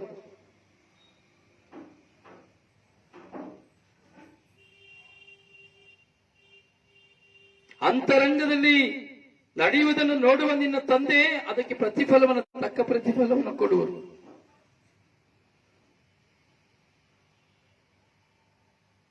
ಹೌದು ಪ್ರಿಯರೇ, ಉಪವಾಸ ದೇವರೊಂದಿಗೆ ವಾಸ ಮಾಡುವಂತಹ ಉಪವಾಸವಾಗಬೇಕು. ಊಟ ನಿಜ, ಆಹಾರ ನಿಜ ಮಾಡಬೇಕು, ಆದರೆ ಕಡ್ಡಾಯ ಇಲ್ಲ. ಆದರೆ ಕೆನಾನ್ ಲಾದಲ್ಲಿ ಹೇಳ್ತದೆ, ನಾನು ಮೊನ್ನೆ ಹೇಳಿದೆ ಅಂತ ಕಾಣ್ತದೆ, ಕೆನಾನ್ ಲಾ ಹೇಳ್ತದೆ ಕಡ್ಡಾಯವಾಗಿ ಶುಕ್ರವಾರದಲ್ಲಿ ಉಪವಾಸ ಮಾಡಬೇಕು. ಅದರಲ್ಲಿಯೂ ಉಪವಾಸ ಮಾಡದಿದ್ರು ಮಾಂಸ ನಿರೋಧನೆ ದಿನವನ್ನು ಆಚರಿಸಲೇಬೇಕು. ಶುಕ್ರವಾರದಲ್ಲಿ ಮಾಂಸ ತಿನ್ನಲೇಬಾರದು. ಇದು ಕೆನಾನ್ ಲಾ ನಮಗೆ ಹೇಳುವಂಥದ್ದು. ಹಾಗೆಯೇ ಅದಕ್ಕೆ ಕಾನೂನಿದೆ, ಯಾರು ಉಪವಾಸ ಮಾಡಬಹುದು, ಎಷ್ಟು ವರ್ಷದಿಂದ ಉಪವಾಸ ಮಾಡಬಹುದು, ಎಷ್ಟು ವರ್ಷ ಮೇಲ್ಪಟ್ಟವರು ಉಪವಾಸ ಮಾಡಬಾರದು, ಹೇಗೆ ಉಪವಾಸ ಮಾಡಬೇಕು, ನೀರು ಕುಡಿದು ಉಪವಾಸ ಮಾಡಬೇಕು. ನೋಡಿ, ಈ ಸಮಯದಲ್ಲೆಲ್ಲ ಅನಾರೋಗ್ಯ ಎಲ್ಲ ಕಡೆ, ಅನಾರೋಗ್ಯ ಎಲ್ಲ ಕಡೆ. ಅನಾರೋಗ್ಯದಲ್ಲಿರುವ ಎಷ್ಟು ಜನ ಇದ್ದಾರೆ, ವಯಸ್ಸಾಗಿರೋರು ಇದ್ದಾರೆ. ಬಿಸಿಲಿನ ತಾಪಕ್ಕೆ ತಡಿಲಿಕ್ಕೆ ಆಗೋದಿಲ್ಲ. ಸೊ ನಿದರ್ಶನಗಳಿದೆ. ನಿನ್ನ ದೇಹಕ್ಕೆ ತಕ್ಕ ಹಾಗೆ ನಿನ್ನ ಅನಾರೋಗ್ಯ, ಈಗ ಶುಗರ್ ಇದೆ ನಾನು ಉಪವಾಸ ಮಾಡ್ತೀನಿ ಅಂತ ಹೇಳಿದ್ರೆ ಏನಾಗ್ತದೆ? ಬ್ಲಡ್ ಪ್ರೆಷರ್ ಇದೆ ನಾನು ಉಪವಾಸ ಮಾಡ್ತೀನಿ ಅಂದ್ರೆ ಏನಾಗ್ತದೆ? ನನಗೆ ಗ್ಯಾಸ್ಟ್ರಿಕ್ ಇದೆ ನಾನು ಉಪವಾಸ ಮಾಡ್ತೀನಿ ಅಂದ್ರೆ ಏನಾಗ್ತದೆ? ಅಥವಾ ನನಗೆ ಲಿವರ್ ಅಲ್ಲಿ ಸಮಸ್ಯೆ ಇದೆ, ಕಿಡ್ನಿಲಿ ಸಮಸ್ಯೆ ಇದೆ, ನಾನು ಉಪವಾಸ ಮಾಡ್ತೀನಿ, ನಾನು ನೀರೇ ಕುಡಿಯೋದಿಲ್ಲ, ಒಂದು ಹೊತ್ತು ಮಾತ್ರ ನಾನು ನೀರು ಕುಡಿತೀನಿ. ದೇವರು ನಮ್ಮ ಅನಾರೋಗ್ಯವನ್ನು ನಾಶ ಮಾಡುವುದಕ್ಕೆ ಹೊತ್ತಿಗೆ ಉಪವಾಸ ಮಾಡ್ಲಿಕ್ಕೆ ಹೇಳಿಲ್ಲ. ನಾವು ಆರೋಗ್ಯವಾಗಿದ್ದು ದೇವರನ್ನ ನಾಮಸ್ಮರಣೆ ಮಾಡಬೇಕೆಂಬುದು ಮಾತ್ರ ದೇವರ ಇಚ್ಛೆ. ನೀನು ಕ್ಯಾನ್ಸರ್ ಇದ್ರುವೆ, ಕಿಡ್ನಿ ಹೋಗಿದ್ರುವೆ, ಶ್ವಾಸಕೋಶದ ತೊಂದರೆ ಇದ್ರುವೆ, ಅಲ್ಸರ್ ಇದ್ರುವೆ, ಗ್ಯಾಸ್ಟ್ರಿಕ್ ಇದ್ರುವೆ, ಶುಗರ್ ಇದ್ರುವೆ ಅಥವಾ ಪ್ರೆಷರ್ ಇದ್ರುವೆ, ನೀನು ಉಪವಾಸ ಮಾಡಿ ನಿನ್ನ ಆರೋಗ್ಯವನ್ನು ಇನ್ನಷ್ಟು ಕೆಡಿಸಿಕೋ ಎಂದು ದೇವರು ಹೇಳಿಲ್ಲ. ನಾನು ಈಗಲೂ ಹೇಳ್ತೀನಿ, ಉಪವಾಸ ಮಾಡಬೇಡಿ ಅಂತ ನಾನು ಹೇಳೋದಿಲ್ಲ. ಷರತ್ತು, ಕೆನಾನ್ ಲಾ ಷರತ್ತು. ಧರ್ಮಸಭೆ ಪ್ರತಿಯೊಬ್ಬರ ಜವಾಬ್ದಾರಿಯನ್ನು ತೆಗೆದುಕೊಳ್ತದೆ, ಪ್ರತಿಯೊಬ್ಬರ ಜವಾಬ್ದಾರಿಗಳನ್ನ ತೆಗೆದುಕೊಳ್ಳುತ್ತದೆ ಧರ್ಮಸಭೆ. ಹೀಗೆ ಉಪವಾಸ ಎಂದಾಗ ಒಂದೊಂದು ವಯಸ್ಸಿನವರಿಗೆ ಒಂದೊಂದು ಮಿತಿ ಇರಬೇಕು. ಅನಾರೋಗ್ಯ, ಯಾವಾಗ್ಲೂ ನಾನು ಉಪವಾಸ ಮಾಡ್ತಾ ಇರ್ತೀನಿ ಇದ್ರೆ ಮಾಡಿ, ತೊಂದರೆ ಇಲ್ಲ. ನಿಮಗೆ ಶಕ್ತಿ ಇದ್ರೆ ಮಾಡಿ. ಆದರೆ ಉಪವಾಸ ಮಾಡಿ ಮಾಡಿ ಒಂದು ದಿನ ನಾವು ಅನಾರೋಗ್ಯಗಳಾಗಿ ಬಿಡ್ತೇವೆ, ರೋಗಿಗಳಾಗಿ ಬಿಟ್ರೆ ಏನ್ ಮಾಡ್ಲಿಕ್ಕೆ ಆಗ್ತದೆ? ನೀರೇ ಕುಡಿದೆ ನಾವು, ಕರಳಿಗೆ ನೀರನ್ನು ಕುಡಿಯದೆ ಈ ಬಿಸಿಲಿನ ತಾಪದಲ್ಲಿ ಹೋಗುವಾಗ ಕಿಡ್ನಿಗಳಲ್ಲಿ ಪ್ರಾಬ್ಲಮ್ ಆದ್ರೆ ಏನ್ ಮಾಡ್ಲಿಕ್ಕೆ ಆಗ್ತದೆ? ಸೊ ದೇವರು ಹೇಳಲಿಲ್ಲ. ಯೇಸುಸ್ವಾಮಿ ಒಂದು ಕಡೆ ಮಾತ್ರ ಹೇಳಿದ್ರು, ಒಂದು ದೆವ್ವವನ್ನು ಬಿಡಿಸಬೇಕಾದ್ರೆ, ಮೂಕ ದೆವ್ವನ ಬಿಡಿಸಬೇಕಾದ್ರೆ ಹೇಳಿದ್ರು. ಯಾಕೆ ಈ ದೆವ್ವನ ಬಿಡಿಸಲಿಕ್ಕೆ ಆಗ್ತಾ ಇಲ್ಲ? ಅದಕ್ಕೆ ಯೇಸುಸ್ವಾಮಿ ಹೇಳಿದ್ರು, ಈ ಬಗೆಯ ದೆವ್ವಗಳನ್ನು ಬಿಡಿಸಬೇಕಾದರೆ ಉಪವಾಸ ಮತ್ತು ಪ್ರಾರ್ಥನೆಯಲ್ಲಿ ಇರಬೇಕೆಂಬುದಾಗಿ.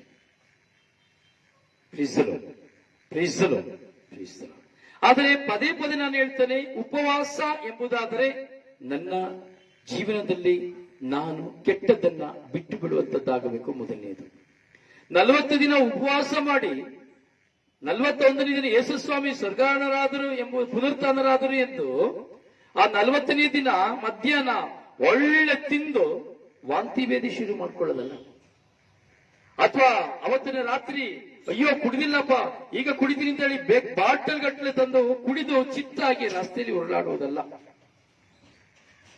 ಮಾಡದ ತಪ್ಪನ್ನ ಬಿಟ್ಟು ಈಸ್ಟರ್ ಆಗುವ ತನಕ ಕಾದಿದ್ದು ಈಸ್ಟರ್ನ ದಿನ ಎಲ್ಲವನ್ನ ಮತ್ತೆ ಪುನರಾವರ್ತಿಸುವುದಲ್ಲ. ಪರಿವರ್ತನೆ, ಹೃದಯವನ್ನು ಸೀಳಿಕೊಳ್ಳುವುದು.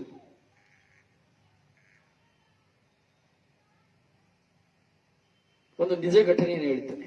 ಒಂದು ನನ್ನ ಮಿತ್ರ ಧ್ಯಾನಕ್ಕೆ ಹೋಗಿ ಮನೆಗೆ ಹೋದ. ರಸ್ತೆಯ ಮಗ್ಗುಲಲ್ಲಿ ಅವನು ಧ್ಯಾನಕ್ಕೆ ಹೋಗಿದ್ದ. ಧ್ಯಾನಕ್ಕೆ ಹೋಗಿ ಊರಿಗೆ ಹೋದ. ಎಲ್ರಿಗೂ ತುಂಬಾ ಸಂತೋಷ. ದೊಡ್ಡ ಕುಡುಕ. ಅವನು ಧ್ಯಾನಕ್ಕೆ ಹೋಗಿ ಪರಿವರ್ತನೆ ಆದಾಗ ಜನರಿಗೆಲ್ಲ ತುಂಬಾ ಸಂತೋಷ. ಯಪ್ಪ, ಎಂಥ ಕುಡುಕನಾಗಿದ್ದ, ಧ್ಯಾನಕ್ಕೆ ಹೋಗಿ ಬದಲಾವಣೆ ಆಗ್ಬಿಟ್ನಲ್ಲ. ಈ ಉಪವಾಸ ದಿನಗಳಲ್ಲಿ ಇವನು ಬದಲಾವಣೆ ಆಗ್ಬಿಟ್ನಲ್ಲ. ಜನರಿಗೆಲ್ಲ ತುಂಬಾ ಸಂತೋಷ. ಎಲ್ಲರೂ ನೋಡಿದ್ರಿ ಹೇಗೆ ಕುಡಿತಾ ಇದ್ದ, ಹೇಗೆ ಅಲಿತಾ ಇದ್ದ, ರಸ್ತೆಯಲ್ಲಿ ಬಿತ್ಕೊಳ್ತಾ ಇದ್ದ. ಈಗ ನೋಡಿ ಹೆಂಗಾಗಿದ್ದಾನೆ ನೋಡಿ. ರಸ್ತೆಯಲ್ಲಿ ಒಂದು ದೊಡ್ಡ ಸಮಾಧಿ, ಮಣ್ಣಿನಲ್ಲಿ ಒಂದು ದೊಡ್ಡ ಸಮಾಧಿ.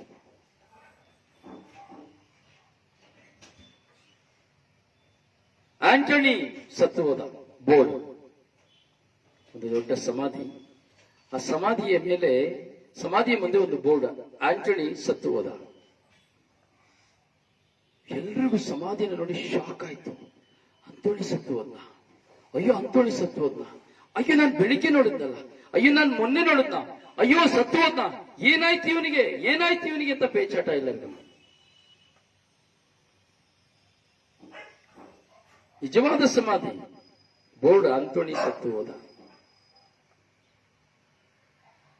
ಕೊನೆಗೆ ತುಂಬಾ ಜನಕ್ಕೆ ಶೋಕಾಚರಣೆ, ನೋಡಿದವರಿಗೆಲ್ಲ ತುಂಬಾ ಶೋಕಾಚರಣೆ ಆಯ್ತು, ತುಂಬಾ ಬೇಸರವಾಯ್ತು. 3 ದಿನ ಆಯ್ತು. ಅಂತೋಣಿ ಊರೊಳಗೆ ಬಂದ. ಅಂತೋಣಿ, ಏನೋ ನೀನು ಸತ್ತೋಗಿದೆ ಅಂತ ಬೋರ್ಡ್ ಹಾಕಿದ್ರು, ಅಂತೋಣಿ ಸತ್ತೋದು ಅಂತ ಬೋರ್ಡ್ ಹಾಕಿದ್ರು, ಅಲ್ಲಿ ಸಮಾಧಿ ನೋಡಿಲ್ಲ ನೀನು? ಯಾರಾದ್ರು ಹಾಗೆ ಮಾಡಿದಾರೆ ಗೊತ್ತಿಲ್ಲ ಕಣೋ, ನೀನ್ ಸತ್ತೋದೆ ಅಂತ ಬೋರ್ಡ್ ಹಾಕಿದ್ರೆ ಬಾಯ್ಲಿ. ಹೇಳಿದ, ಹೌದು ನಾನು ಸತ್ತು ಹೋದೆ.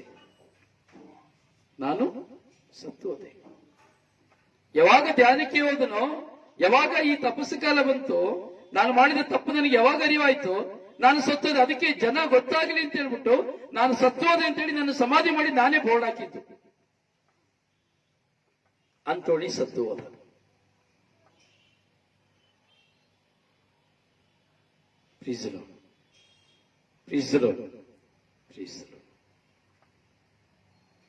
ಜನರಿಗೆಲ್ಲ ಅವನ ಸ್ವಭಾವವನ್ನು ಕಂಡು ತನ್ನ ಸಮಾಧಿಯನ್ನ ತಾನೇ ಕಟ್ಟಿಕೊಂಡು ಸತ್ತು ಹೋದ ಅನ್ನೋಷ್ಟರ ಮಟ್ಟಿಗೆ ಇವನು ಹೇಳ್ತಾ ಇದ್ದಾನಲ್ಲ, ಎಷ್ಟರ ಮಟ್ಟಿಗೆ ಇವನು ಪರಿವರ್ತನೆ ಹೊಂದಿದ್ದಾನೆ. ಎಲ್ಲರಿಗೂ ಆಶ್ಚರ್ಯ, ನಮಗೂ ಆಶ್ಚರ್ಯ. ಮೊದಲ ನೋಡಿ, ಇಂಥ ವ್ಯಕ್ತಿಗಳಿರುವಾಗ ಎಷ್ಟು ಸಂತೋಷ ಆಗ್ತದೆ. ಇವತ್ತು ನೀವು ಸಹ ಇರ್ಬೋದು, ನಿಮ್ಮ ಗಂಡಂದಿರಿರ್ಬೋದು, ಅಥವಾ ನೀವಿರಬಹುದು. ಒಬ್ರು ಕುಡಿತ ಬಿಟ್ಟು ಬಿಡ್ತಾರೆ ಅಂದ್ರೆ, ಕೆಟ್ಟ ಮಾರ್ಗನ ಬಿಟ್ಟು ಒಳ್ಳೆ ಮಾರ್ಗಕ್ಕೆ ಬರ್ತಾರೆ ಅನ್ನೋದಾದ್ರೆ ಎಷ್ಟು ಸಂತೋಷ ಆಗ್ತದೆ. ಊರಿನವ್ರಿಗೆಲ್ಲ ಹೇಳ್ಕೊಂಡು ಬಂದ್ಬಿಡ್ತೀನಿ, ನನ್ನ ಗಂಡ ಕುಡ್ತಾ ಬಿಟ್ಬಿಟ್ಟ, ನನ್ನ ಹೆಂಡತಿ ಹೀಗೆ ಆಗ್ಬಿಟ್ಲು, ನನ್ನ ಮಕ್ಕಳು ಕುಡ್ತಾ ಬಿಟ್ಬಿಟ್ರು, ಊರೆಲ್ಲ ಪ್ರಚಾರ ಮಾಡ್ಕೊಂಡ್ ಬರ್ತೀವಿ. ಕಾರಣ ಸಂತೋಷಕ್ಕಾಗಿ. ಪ್ರಿಯರೇ, ಹೀಗೆ ಬರಬೇಕಾದ್ರೆ ತಪಸ್ಸ ಕಾಲದಲ್ಲಿ ಅಷ್ಟು ಪ್ರಾರ್ಥನೆ, ವಿಶ್ವಾಸ, ಅವನು ಸಂಪೂರ್ಣವಾಗಿ ಬದಲಾಗಿ ಹೋದ. ಅವನ ನಡೆ, ನುಡಿ ಎಲ್ಲವೂ ಬದಲಾವಣೆಯಾಗಿ ಹೋಯಿತು. ಜನರಿಗೆ ಇವನು ಒಂದು ಮಾರ್ಗದರ್ಶಿಯಾಗಿ ಹೋದ. ಆ ಊರಿನಲ್ಲಿರುವವರಿಗೆ ಇವನೊಬ್ಬ ಮಾರ್ಗದರ್ಶಿಯಾಗಿ ಹೋದ. ಯುವಕರಿಗೆ ಮಾರ್ಗದರ್ಶಿಯಾಗಿ ಹೋದ. ಕುಟುಂಬದಲ್ಲಿರುವಂತಹ ದೊಡ್ಡ ದೊಡ್ಡ ಕುಡುಕರಿಗೆ ಇವನು ಮಾರ್ಗದರ್ಶಿಯಾಗಿ ಹೋದ.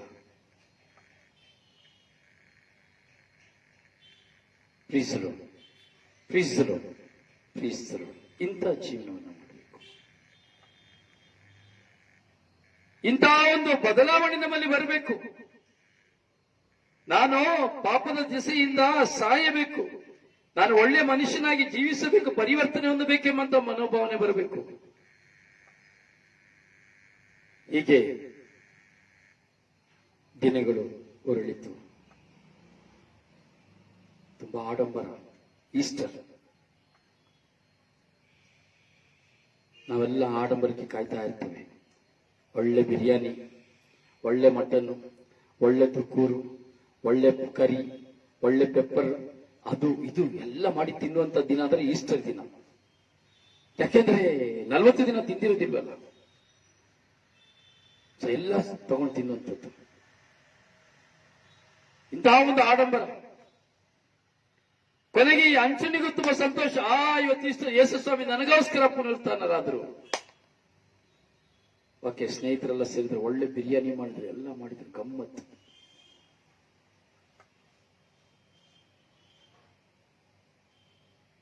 ಈ ಗಮ್ಮತ್ ಬಿರಿಯಾನಿ ಮಾಡಿ ಎಲ್ಲ ಊಟ ಮಾಡಿದ್ರು, ಫಸ್ಟ್ ಕ್ಲಾಸ್ ಆಗಿ. ತುಂಬಾ ಸಂತೋಷ ಆಯಿತು. ಅಂತೋಳಿ ಮನಸ್ಸಲ್ಲಿ ಒಂದು ಚಿಂತೆ ಬಂತು, ಇಂತಹ ಒಂದು ಸಂತೋಷ ನನ್ನ ಜೀವನದಲ್ಲಿ ನಾನು ಅನುಭವಿಸಲಿಲ್ವಲ್ಲ, ಇಷ್ಟು ಒಂದು ಆನಂದ ನನ್ನ ಜೀವನದಲ್ಲಿ ನಾನು ಅನುಭವಿಸಲಿಲ್ವಲ್ಲ. ಯೇಸು ಸ್ವಾಮಿ ಪುನರುತ್ಥಾನರಾಗಿದ್ದಾರೆ, ಸೆಲೆಬ್ರೇಟ್ ಮಾಡಲೇಬೇಕು. ಏನ್ ಮಾಡೋದು? ಸೆಲೆಬ್ರೇಟ್ ಮಾಡಲೇಬೇಕು. ಹೋದ ಸ್ನೇಹಿತರನ್ನೆಲ್ಲ ಕರ್ಕೊಂಡ, ಇವತ್ತು ಸೆಲೆಬ್ರೇಟ್ ಮಾಡೋಣ, ನನ್ನ ಯೇಸು ಸ್ವಾಮಿ ಇವತ್ತು ಪುನರುತ್ಥಾನರಾಗಿದ್ದಾರೆ, ಯೇಸು ಸ್ವಾಮಿ ಪುನರುತ್ಥಾನರಾಗಿದ್ದಾರೆ. ಹೋದ ಎಲ್ಲರನ್ನ ಕರೆದ ಸ್ನೇಹಿತರನ್ನ ಒಳ್ಳೆ ಅಡಿಗೆ ಮಾಡಿಸ್ತಾ ಎಲ್ಲ ಮಾಡಿದ. ಎಲ್ಲರೂ ಪಾರ್ಟಿ, ಒಳ್ಳೆ ಬಾಟಲ್ಗಳೆಲ್ಲ ಬಂತು. ಕೊನೆಗೆ ಹೇಳಿದ್ರು, ಪೀಟರ್, ಸಾರಿ ಆಂಟನಿ, ಇವತ್ತು ಪುನರುತ್ಥಾನರಾಗಿದ್ದಾರೆ ಯೇಸು ಸ್ವಾಮಿ. ಚೇಸ್! ಆಂಟನಿ ಕೈಲಿ ಸಂತೋಷ ತಡಿಲಿಕ್ಕಾಗ್ಲಿಲ್ಲ. ಇವತ್ತು ಸಂತೋಷ ಅಲ್ವಾ? ಓಕೆ, ಒಂದು ಲೈಟ್ ಆಗಿ ಒಂದು ಚಿಕ್ಕದು ತಗೊಳ್ತೀನಿ, ಒಂದು 90 ಬೀರ್ ಮಾತ್ರ ತಗೊಳ್ತೀನಿ, ಸಂತೋಷಕ್ಕೋಸ್ಕರವಾಗಿದ್ದ. ಚೇಸ್ ಅಂತ ಹೇಳಿದ. 90 ಹೋಗಿ ಟೈಟಿ ಆಗ್ಬಿಡ್ತು, 90 ಹೋಗಿ ನೈಟಿ ಆಗ್ಬಿಡ್ತು ಪೂರ್ತಿ. ಎದ್ದೇಳಲಿಕ್ಕಾಗ್ಲಿಲ್ಲ, ಅಲ್ಲಿಯೇ ಬಿದ್ದ, ವಾಂತಿ ಮಾಡಿದ, ಎದ್ದೇಳಲಿಕ್ಕೆ ಆಗಲಿಲ್ಲ.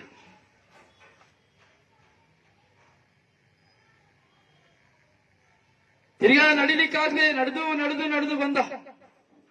ಬರ್ಬೇಕಾದ್ರೆ ಒಂದು ಸಮಾಧಿ ಹೋದ. ಸಮಾಧಿಯ ಹೋಗಿ ಬೋರ್ಡ್ನ ನೋಡ್ದ. ಬೋರ್ಡ್ನ ನೋಡಿ ಆ ಬೋರ್ಡ್ನ ತಿರುಗಿಸ್ತ. ಅಲ್ಲಿರುವಂತ ಇದ್ದಲನ್ನ ತೆಗೆದುಕೊಂಡ. ಆಂಟನಿ ಪುನರುತ್ಥಾನನಾಗಿದ್ದಾನೆ, ಆಂಟನಿ ಪುನರುತ್ಥಾನನಾಗಿದ್ದಾನೆ ಎಂಬುದಾಗಿ ಬರೆದುಬಿಟ್ಟ. ಸಮಾಧಿನ ಕಾಲಲ್ಲಿ ಕಿತ್ತು ಹಾಕಿ ಆಂಟನಿ ಪುನರುತ್ಥಾನನಾಗಿದ್ದಾನೆ ಎಂದು ಬರೆದುಬಿಟ್ಟ.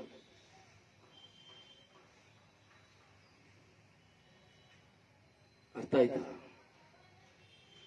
ಗೊತ್ತಾಯ್ತಾ? ಆಂಟೋನಿ ಸತ್ತು ಹೋದ. ಯೇಸು ಸ್ವಾಮಿ ಪುನರುತ್ಥಾನ ಆದ್ರಿಂದ ಆಂಟೋನಿ ಮತ್ತೆ ಪುನರುತ್ಥಾನ ಆಗ್ಬಿಟ್ಟ ಕುಡಿತಕ್ಕೆ. ಆಗ ಶುರುವಾಯ್ತು ಊರಲ್ಲಿ, ನೋಡಿ ಹೇಳ್ತಾ ಇದ್ದಿಲ್ಲ, ಸತ್ತದ ಸತ್ತದ ಸತ್ತದ ಅಂತ ನೋಡು, ಹೇಗೆ ರಸ್ತೆಯಲ್ಲಿ ಬಿದ್ದವ್ ನೋಡು. ಅಯ್ಯೋ, ಅವನಿಗಿಂತ ನನ್ನ ಗಂಡನೇ ಸರಿಯಪ್ಪ. ಇದೆಲ್ಲ ಪುನರುತ್ಥಾನದ ಆಚರಣೆ, 40 ದಿನದ ಆಚರಣೆ, ತಪಸ್ಸು ಕಾಲದ ಆಚರಣೆ. ಕೇವಲ ಕಾಲ್ಪನಿಕವಾಗಿ ಜನರ ಮುಂದೆ ಪ್ರದರ್ಶಿಸುತ್ತಾ ದಿನಗಳಿಗಾಗಿ ಮಾತ್ರವೇ ನಾವು ನಮ್ಮಲ್ಲಿರುವಂತಹ ಚಟಗಳನ್ನ ತಡೆ ಹಿಡಿದು ದಿನಗಳು ಕಳೆದ ಮೇಲೆ ನಾವು ನಮ್ಮ ಹಳೆಯ ಜೀವನಕ್ಕೆ ಪ್ರವೇಶಿಸುವುದಾದರೆ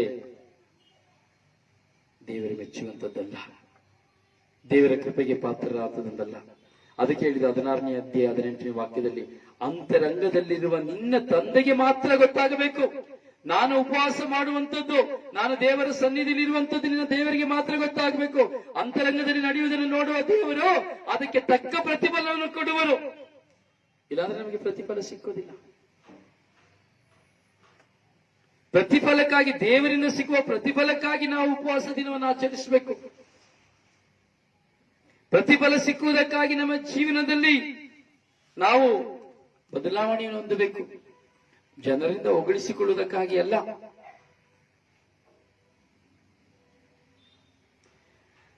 ದೇವರ ಮುಂದೆ ನಾನು ನನ್ನ ಕೆಟ್ಟದ್ದನ್ನ ಬಿಟ್ಟು ಪಾಪದಿಂದ ಹೊರಬರುವಾಗ ದೇವರು ನಿನ್ನ ಕಡೆಗೆ ತಿರುಗಿ ನಿಮ್ಮನ್ನು ಆಶೀರ್ವದಿಸಬಹುದು. ದೇವರು ನಮ್ಮ ಕಡೆಗೆ ತಿರುಗಿ ನಮ್ಮನ್ನ ಆಶೀರ್ವದಿಸ್ತಾರೆ. ಕೆಟ್ಟದನ್ನ ಬಿಟ್ಟು ಬಿಡಬೇಕಾದ್ರೆ ಜೀವನದಲ್ಲಿ ಬದಲಾವಣೆನೇ ಇಲ್ಲ. ಜೀವನದಲ್ಲಿ ನಮಗೆ ಮಾತಿನಲ್ಲಿ ಬದಲಾವಣೆ ಇಲ್ಲ, ಚಿಂತೆಯಲ್ಲಿ ಬದಲಾವಣೆ ಇಲ್ಲ, ನಡವಳಿಕೆಯಲ್ಲಿ ಬದಲಾವಣೆ ಇಲ್ಲ, ಕಾರ್ಯದಲ್ಲಿ ಬದಲಾವಣೆ ಇಲ್ಲ, ಏನೂ ಇಲ್ಲ. ಏನಾದರೂ ಪ್ರಯೋಜನವಿದೆಯೇ?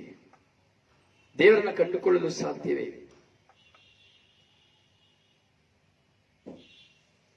ದೇವರನ್ನ ಅರಿತುಕೊಳ್ಳಲು ಸಾಧ್ಯವೇ? ನಿಮ್ಮ ಉಡುಪುಗಳನ್ನೆಲ್ಲ, ಹೃದಯಗಳನ್ನ ಸೀಳಿಕೊಳ್ಳಿರಿ. ಇವತ್ತು ನೋಡಿ, ನಾವು ಕೌಟುಂಬಿಕ ಜೀವನದಲ್ಲಿ ನಾವು ಪ್ರತಿಯೊಬ್ಬರು ಜೀವಿಸ್ತಾ ಇದ್ದೇವೆ. ನಿಜವಾದ ಉಪವಾಸವನ್ನು ನಿಮ್ಮ ಮುಂದೆ ನಾನು ಇಡ್ತೇನೆ. ನಾನು ನಿಜವಾದ ಉಪವಾಸವನ್ನು ಮಾಡ್ತೀನಿ. ಅಂದ್ರೆ 40 ದಿನದ ಆಚರಣೆ. ಉಪವಾಸ ಮಾಡದೇ ಇರ್ಬೋದು, ನೋ ಪ್ರಾಬ್ಲಮ್. ನಾನು ಪ್ರಾರಂಭದಲ್ಲಿ ಉಪವಾಸ ಮಾಡಬೇಕು ಅಂತ ದೇವರ ಕಟ್ಟಳೆ ಅಲ್ಲ, ಧರ್ಮಸಭೆಯ ಕಟ್ಟಳೆ. ಕಾರಣ, ನಾವು ಆಧ್ಯಾತ್ಮಿಕವಾಗಿ ಬಲ ಹೊಂದಬೇಕು, ನಾವು ದೇವರೊಂದಿಗೆ ಜೀವಿಸಬೇಕು ಎಂಬುದಕ್ಕಾಗಿ. ದೇವರು ಉಪವಾಸವನ್ನು ಬಯಸುವಂತಹ ದೇವರಲ್ಲ, ನಮ್ಮ ಒಳ್ಳೆಯ ನಡೆನುಡಿಗಳನ್ನು ಬಯಸುವಂತಹ ದೇವರು. ಇವತ್ತು ನಾವು ಎಷ್ಟೋ ಜನ ಈ ತಪಸ್ಸು ಕಾಲದಲ್ಲಿ ಹೆಜ್ಜೆ ಹಾಕಿದ್ದೇವೆ. ಒಂದು ಕಡೆ ನಿಮ್ಮ ಮನಸ್ಸನ್ನು ಹಾಗೆ ಈಗ ಅಲಿಯ ಬಿಡಿ. ಎಷ್ಟು ಜನರಿಗೆ ವೈರಾಗ್ಯ ಇದೆ, ನಮ್ಮ ಎಷ್ಟು ಜನರಿಗೆ ವೈರಾಗ್ಯವಿದೆ. ನಾವು ಎಷ್ಟು ಜನರ ಹತ್ರ ಮಾತನಾಡುತ್ತಾ ಇಲ್ಲ, ನಾವು ಎಷ್ಟು ಜನರ ಮನೆಯ ಬಾಗಿಲಿಗೂ ಸಹ ಹೋಗ್ತಾ ಇಲ್ಲ. ನಾವು ಎಷ್ಟು ಜನ ಸೇಡನ್ನ ಇಟ್ಕೊಂಡಿದ್ದೇವೆ, ನಾವೆಷ್ಟು ಜನ ಮನಸ್ತಾಪವನ್ನು ಇಟ್ಕೊಂಡಿದ್ದೇವೆ, ನಾವೆಷ್ಟು ಜನ ಅಗೆತನವನ್ನು ಇಟ್ಕೊಂಡಿದ್ದೇವೆ, ನಾವೆಷ್ಟು ಜನ ದೂಷಿಸ್ತಾ ಇದ್ದೇವೆ, ನಿಂದಿಸ್ತಾ ಇದ್ದೇವೆ, ಮತ್ತೊಬ್ಬರನ್ನ ಚೀಮಾರಿ ಮಾಡ್ತಾ ಇದ್ದೇವೆ, ಮತ್ತೊಬ್ಬರ ಹೃದಯವನ್ನು ನಾಶ ಮಾಡ್ತಾ ಇದ್ದೇವೆ, ಕುಟುಂಬಗಳನ್ನ ಹೊಡಿತಾ ಇದ್ದೇವೆ. ಎಷ್ಟು ಜನ ಈ ತಪಸ್ಸು ಕಾಲದಲ್ಲಿ ನಾನು ಎಷ್ಟು ಜನರೊಂದಿಗೆ ಮಾತನಾಡ್ತಾ ಇದ್ದೇನೆ, ಎಷ್ಟರ ಮಟ್ಟಿಗೆ ನಾನು ಈ ತಪಸ್ಸು ಕಾಲದಲ್ಲಿ ಪರಿವರ್ತನೆ ಹೊಂದುತ್ತಾ ಇದ್ದೇನೆ, ಪರಿವರ್ತನೆ ಹೊಂದಲಿಕ್ಕೆ ನಾನು ನನ್ನ ಜೀವನ ಹೇಗೆ ಪರಿವರ್ತಿಸಿಕೊಳ್ತಾ ಇದ್ದೇನೆ, ಪರಿವರ್ತಿಸಿಕೊಂಡಿದ್ದೇನೆ. ನನ್ನ ದ್ವೇಷ, ಮತ್ಸರ, ಅಗೆತನ ಇವುಗಳನ್ನು ನಾನು ತೆಗೆದು ಹಾಕಿದ್ದೇನ? ಏನು ಪ್ರಯೋಜನವಿಲ್ಲ. ತಪಸ್ಸು ಕಾಲಕ್ಕೂ ನನಗೂ ಸಂಬಂಧವೇ ಇಲ್ಲ, ನನಗೂ ದೇವರಿಗೂ ಸಂಬಂಧವೇ ಇಲ್ಲ. ನೀನು ಉಪವಾಸ ಮಾಡಿ, ನಾನು ಉಪವಾಸ ಮಾಡಿಲ್ಲ, ನನ್ನ ತಲೆನ ಕೆಳಗೆ ಮಾಡಿ 2 ಕಾಲನ ಮೇಲೆ ಮಾಡಿದ್ರುವೆ ಪ್ರಯೋಜನವಿಲ್ಲ. ದಿನವೆಲ್ಲಾ ದೇವಾಲಯದಲ್ಲಿ ಕೂತ್ಕೊಂಡ್ರುವೆ, ಧ್ಯಾನ ಮಂದಿರದಲ್ಲಿ ಕೂತ್ಕೊಂಡ್ರುವೆ ಪ್ರಯೋಜನವಿಲ್ಲ. ನನ್ನಲ್ಲಿ ಪ್ರೀತಿಯೇ, ಕ್ಷಮೆಯೇ ಇಲ್ಲ ಎಂದ ಮೇಲೆ ನನ್ನ ನಿಮ್ಮ ಉಪವಾಸದ ದಿನಗಳು ವ್ಯರ್ಥ. ನನ್ನಲ್ಲಿ ಮಾನವೀಯತೆಯೇ ಇಲ್ಲ ಎಂದ ಮೇಲೆ ನನ್ನ ನಿಮ್ಮ ಉಪವಾಸ ದಿನಗಳು, ತಪಸ್ಸು ಕಾಲಗಳು ಬೂಟಾಟಿಕೆ. ನನ್ನಲ್ಲಿ ತಗ್ಗಿಸಿಕೊಳ್ಳುವ ಸ್ವಭಾವವೇ ಇಲ್ಲ ಅನ್ನೋದಾದ್ರೆ ನನ್ನ ವಿಶ್ವಾಸ ಕಪಟ ವಿಶ್ವಾಸ, ಕಳ್ಳ ವಿಶ್ವಾಸ, 420.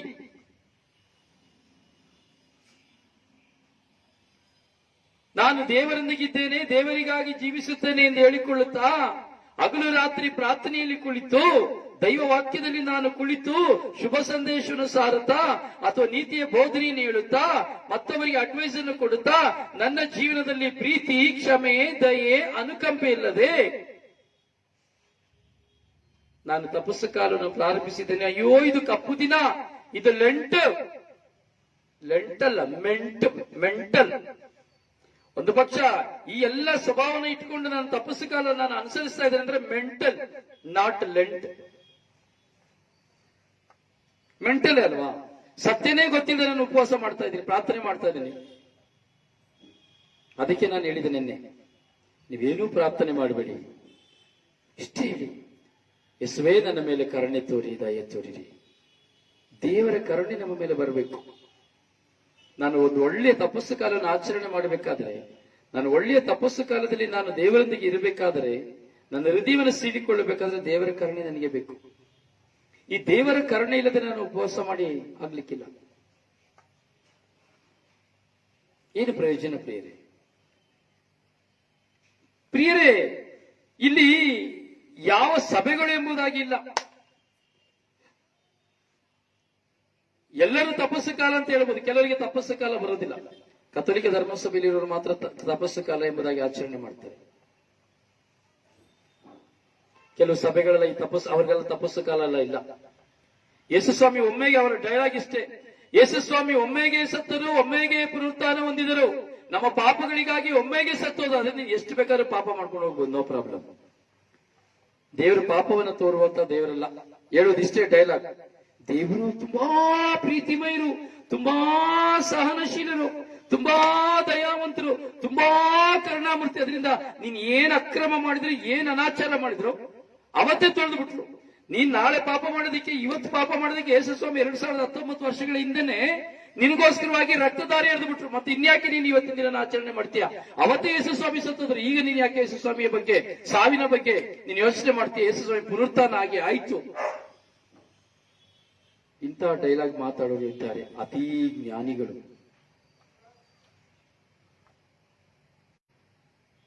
ಅದರಲ್ಲಿ ನಾವು ಸಹ ಒಬ್ಬರು.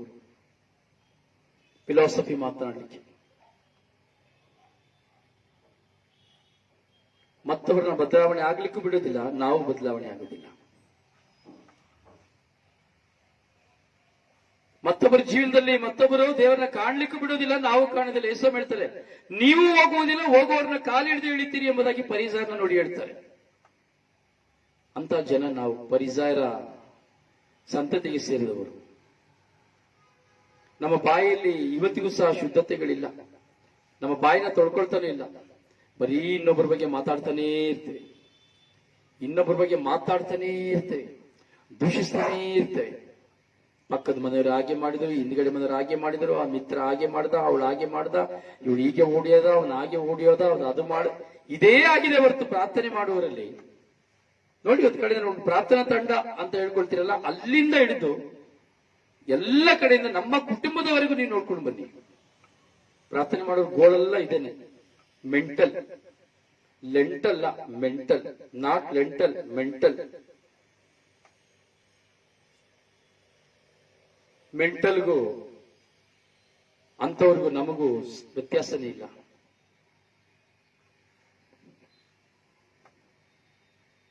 ಅದಕ್ಕೆ ಆ ದಾವೀದ ಅಷ್ಟು ಚೆನ್ನಾಗಿ ಹೇಳ್ತಾನೆ, ಹೌದು ದೇವಾ, ನಾ ದ್ರೋಹವೆಸಗಿದೆ, ನಿನ್ನ ಕಣ್ಣಿಗೆ ಕೆಟ್ಟದ್ದನ್ನೇ ಮಾಡಿದೆ.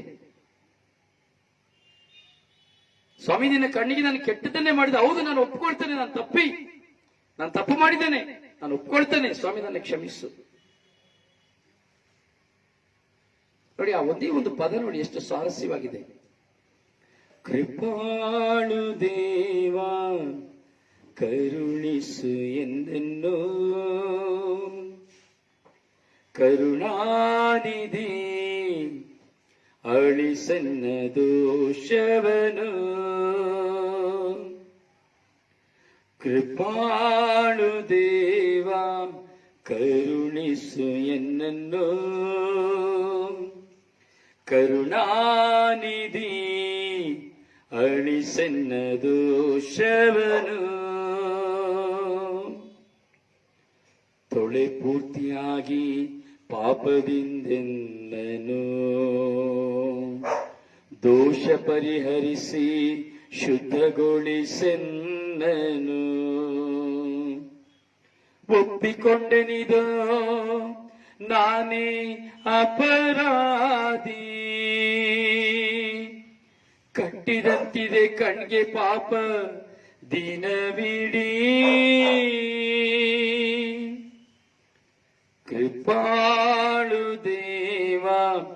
ಕರುಣಿಸು ಎನ್ನನ್ನು ಕರುಣಾನಿಧಿ, ಅಳಿಸನ್ನ ದೋಷವನು. ಶುದ್ಧ ಹೃದಯವನ್ನು ದೇವ ನಿರ್ಮಿಸು, ಅಂತರಂಗವನ್ನು ಚೇತನಗೊಳಿಸು. ತಳ್ಳಬೇಡ ನನ್ನು ದೇವ ನಿನ್ನ ಸನ್ನಿಧಿಯಿಂದ, ದೂಡಬೇಡ ನಿನ್ನ ಪವಿತ್ರಾತ್ಮರನ್ನು ನನ್ನಿಂದ. ಕೃಪಾಳು ದೇವ ಕರುಣಿಸು ಎನ್ನನ್ನು, ಕರುಣಾನಿಧಿ ಅಳಿಸನ್ನ ದೋಷವನು. ಜೀವೋದ್ಧಾರವನ್ನು ಮರಳಿ ಸವಿಯುವಂತೆ ಮಾಡು, ವಿಧೇಯನಾಗಿ ನಡೆವ ಸಿದ್ಧ ಮನಸ್ಸನ್ನು ನೀಡು. ತೆರವಂತೆ ಮಾಡು ಪ್ರಭು ನನ್ನ ತುಟಿಗಳನ್ನು, ಸಾರುವುದೆನ್ನ ಬಾಯಿ ನಿನ್ನ ನುಡಿಗಳನ್ನು. ಕೃಪಾಳು ದೇವ ಕರುಣಿಸು ಎನ್ನನ್ನು, ಕರುಣಾನಿಧಿ ಅಳಿಸನ್ನ ದೋಷವನು. ಹೌದು ಪ್ರಿಯರೇ, ಹೃದಯಂತರಾಳದ ಅನುಭವ, ಹೃದಯಂತರಾಳದ ಪಶ್ಚಾತ್ತಾಪ, ವಸ್ತ್ರಗಳನ್ನೆಲ್ಲ ಹೃದಯವನ್ನು ಸೀಳಿಕೊಳ್ಳಬೇಕು ಎಂಬಂತ ವಾಕ್ಯಗಳ ಉಚ್ಚಾರಣೆಯೊಂದಿಗೆ ನನ್ನ ದೇವರ ಸನ್ನಿಧಿಯಲ್ಲಿ ನಾನು ಕುಳಿತುಕೊಳ್ಳಬೇಕು. ಕೇವಲ ನುಡಿಗಳಾಗಿ ಅಲ್ಲ. ಕೆಲಸ ದಿನ 51 ಓದು, 51 ಓದು, 51 ಓದು. ದಿನ 51 ಓದೋದ್ರಲ್ಲಿ ಏನೂ ಪ್ರಯೋಜನವಿಲ್ಲ. ನಾವು ದಿನ ಕೀರ್ತನೆ 51 ಓದೋದ್ರಲ್ಲಿ ಏನೋ ಪ್ರಯೋಜನವಿಲ್ಲ. ಗಾಳಿಗೆ ಓದಿದ್ರೆ ಪ್ರಯೋಜನ ಇಲ್ಲ. ಕೀರ್ತನೆ 51 ನಾನಾಗಬೇಕು. ಕೀರ್ತನೆ 51 ನಾವಾಗಬೇಕು.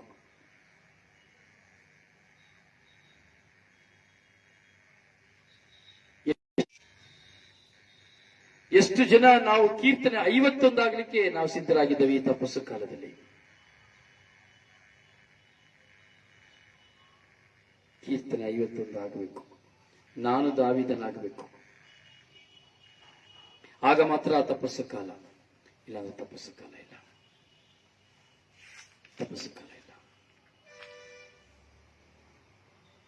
ದೇವರಿಗೆ ವಿಧೇಯರಾಗಿ ನಡೆದರೆ ಮಾತ್ರ ತಪಸ್ಸು ಕಾಲ. ದೇವರ ಆಜ್ಞೆಗಳನ್ನ ಅನುಸರಿಸಿದರೆ ಮಾತ್ರ ತಪಸ್ಸು ಕಾಲ. ನನ್ನ ಜೀವನದಲ್ಲಿ ನಾನು ಪರಿವರ್ತನೆಯನ್ನು ಹೊಂದಿದರೆ ಮಾತ್ರ ತಪಸ್ಸು ಕಾಲ. ನನ್ನಲ್ಲಿರುವಂತಹ ಕೆಟ್ಟದನ್ನು ಬಿಟ್ಟು ಬಿಟ್ಟರೆ ಮಾತ್ರ ತಪಸ್ಸು ಕಾಲ. ಬರೀ ಉಪವಾಸ ಮಾಡಿದ್ರೆ ತಪಸ್ಸು ಕಾಲ ಇಲ್ಲ.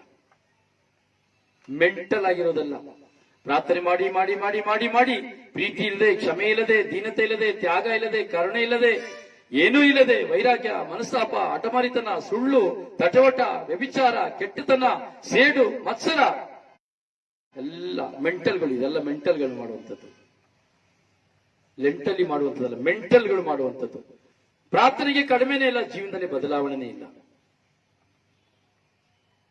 ಬರೇ ನನ್ನ ಕೈಯಲ್ಲಿ ಜಪ್ಸರ ಇಟ್ಕೊಂಡ್ರೆ, ಶುಭ ಸಂದೇಶ ಸಾರಿದ್ರೆ ಪ್ರಯೋಜನ ಇಲ್ಲ.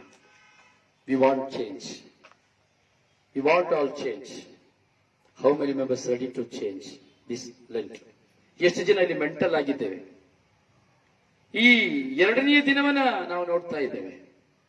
ಎಷ್ಟು ಜನ ಮೆಂಟಲ್ ಆಗಿದ್ದೇವೆ? ಅಥವಾ ಎಷ್ಟು ಜನ ಲೆಂಟಲ್ ಆಗಿ ನಾವು ಜೀವಿಸಲಿಕ್ಕೆ ತೀರ್ಮಾನ ಮಾಡಿದ್ದೇವೆ? ಕೇಳಿಲ್ಲ. ಪ್ರಶ್ನೆ ನನ್ನದು, ಉತ್ತರ ನಿಮ್ಮದು. ಈ ದಿನದ ಈ ಧ್ಯಾನ ನಿಮ್ಮ ಜೀವನಕ್ಕೆ ಒಂದು ಆಶೀರ್ವಾದವಾಗಬೇಕು. ಈ ತಪಸ್ಸು ಕಾಲ ಈ ನಿಮ್ಮ ಜೀವನದಲ್ಲಿ ಒಂದು ಆಶೀರ್ವಾದವಾಗಬೇಕು. ಎಷ್ಟು ಜನ ಮೆಂಟಲ್ ಆಗಿರ್ತೀರಿ? ಎಷ್ಟು ಜನ ಲೆಂಟಲ್ ಆಗಿ ಅನುಸರಿಸ್ತೀರಿ? ಎಷ್ಟು ಜನ ಅಂತೋಣಿಯಾಗಿ ಸಾಯಲಿಕ್ಕೆ ಸಿದ್ಧರಾಗಿದ್ದೀರಿ? ಎಷ್ಟು ಜನ ಅಂತೋಣಿಯಾಗಿ ಪುನರುತ್ಥಾನ ಹೊಂದಲಿಕ್ಕೆ ಸಿದ್ಧರಾಗಿದ್ದೀರಿ?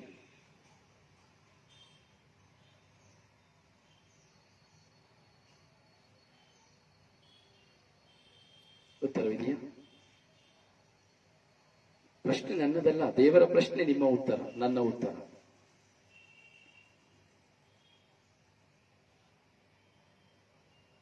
ಪ್ರಿಯ ದೇವರ ವಾಕ್ಯವೊಂದು ಕೇಳಿದರೆ ಸಾಲದು, ದೇವರ ವಾಕ್ಯವನ್ನ ನಾನು ಅನುಸರಿಸಬೇಕು. We are all follow the word of God. We are all sacrifice. We are love everyone, forgive ಎವ್ರಿಯಾನ್.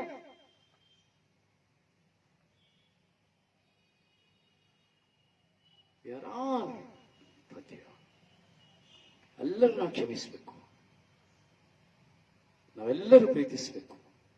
ಯಾರ ಮೇಲೆ ನಮಗೆ ಒಂದು ತುಣುಕು ಮನಸ್ತಾಪ ವೈರಾಗ್ಯ ಇದ್ರೂ, no lentil that's mental. No lentil that is mental. ಹುಚ್ಚನಿಗೆ ಮಾಡಬೇಡ ಅಂದ್ರೆ ಅವನು ಮಾಡ್ತಾನೆ ಇರ್ತಾನೆ.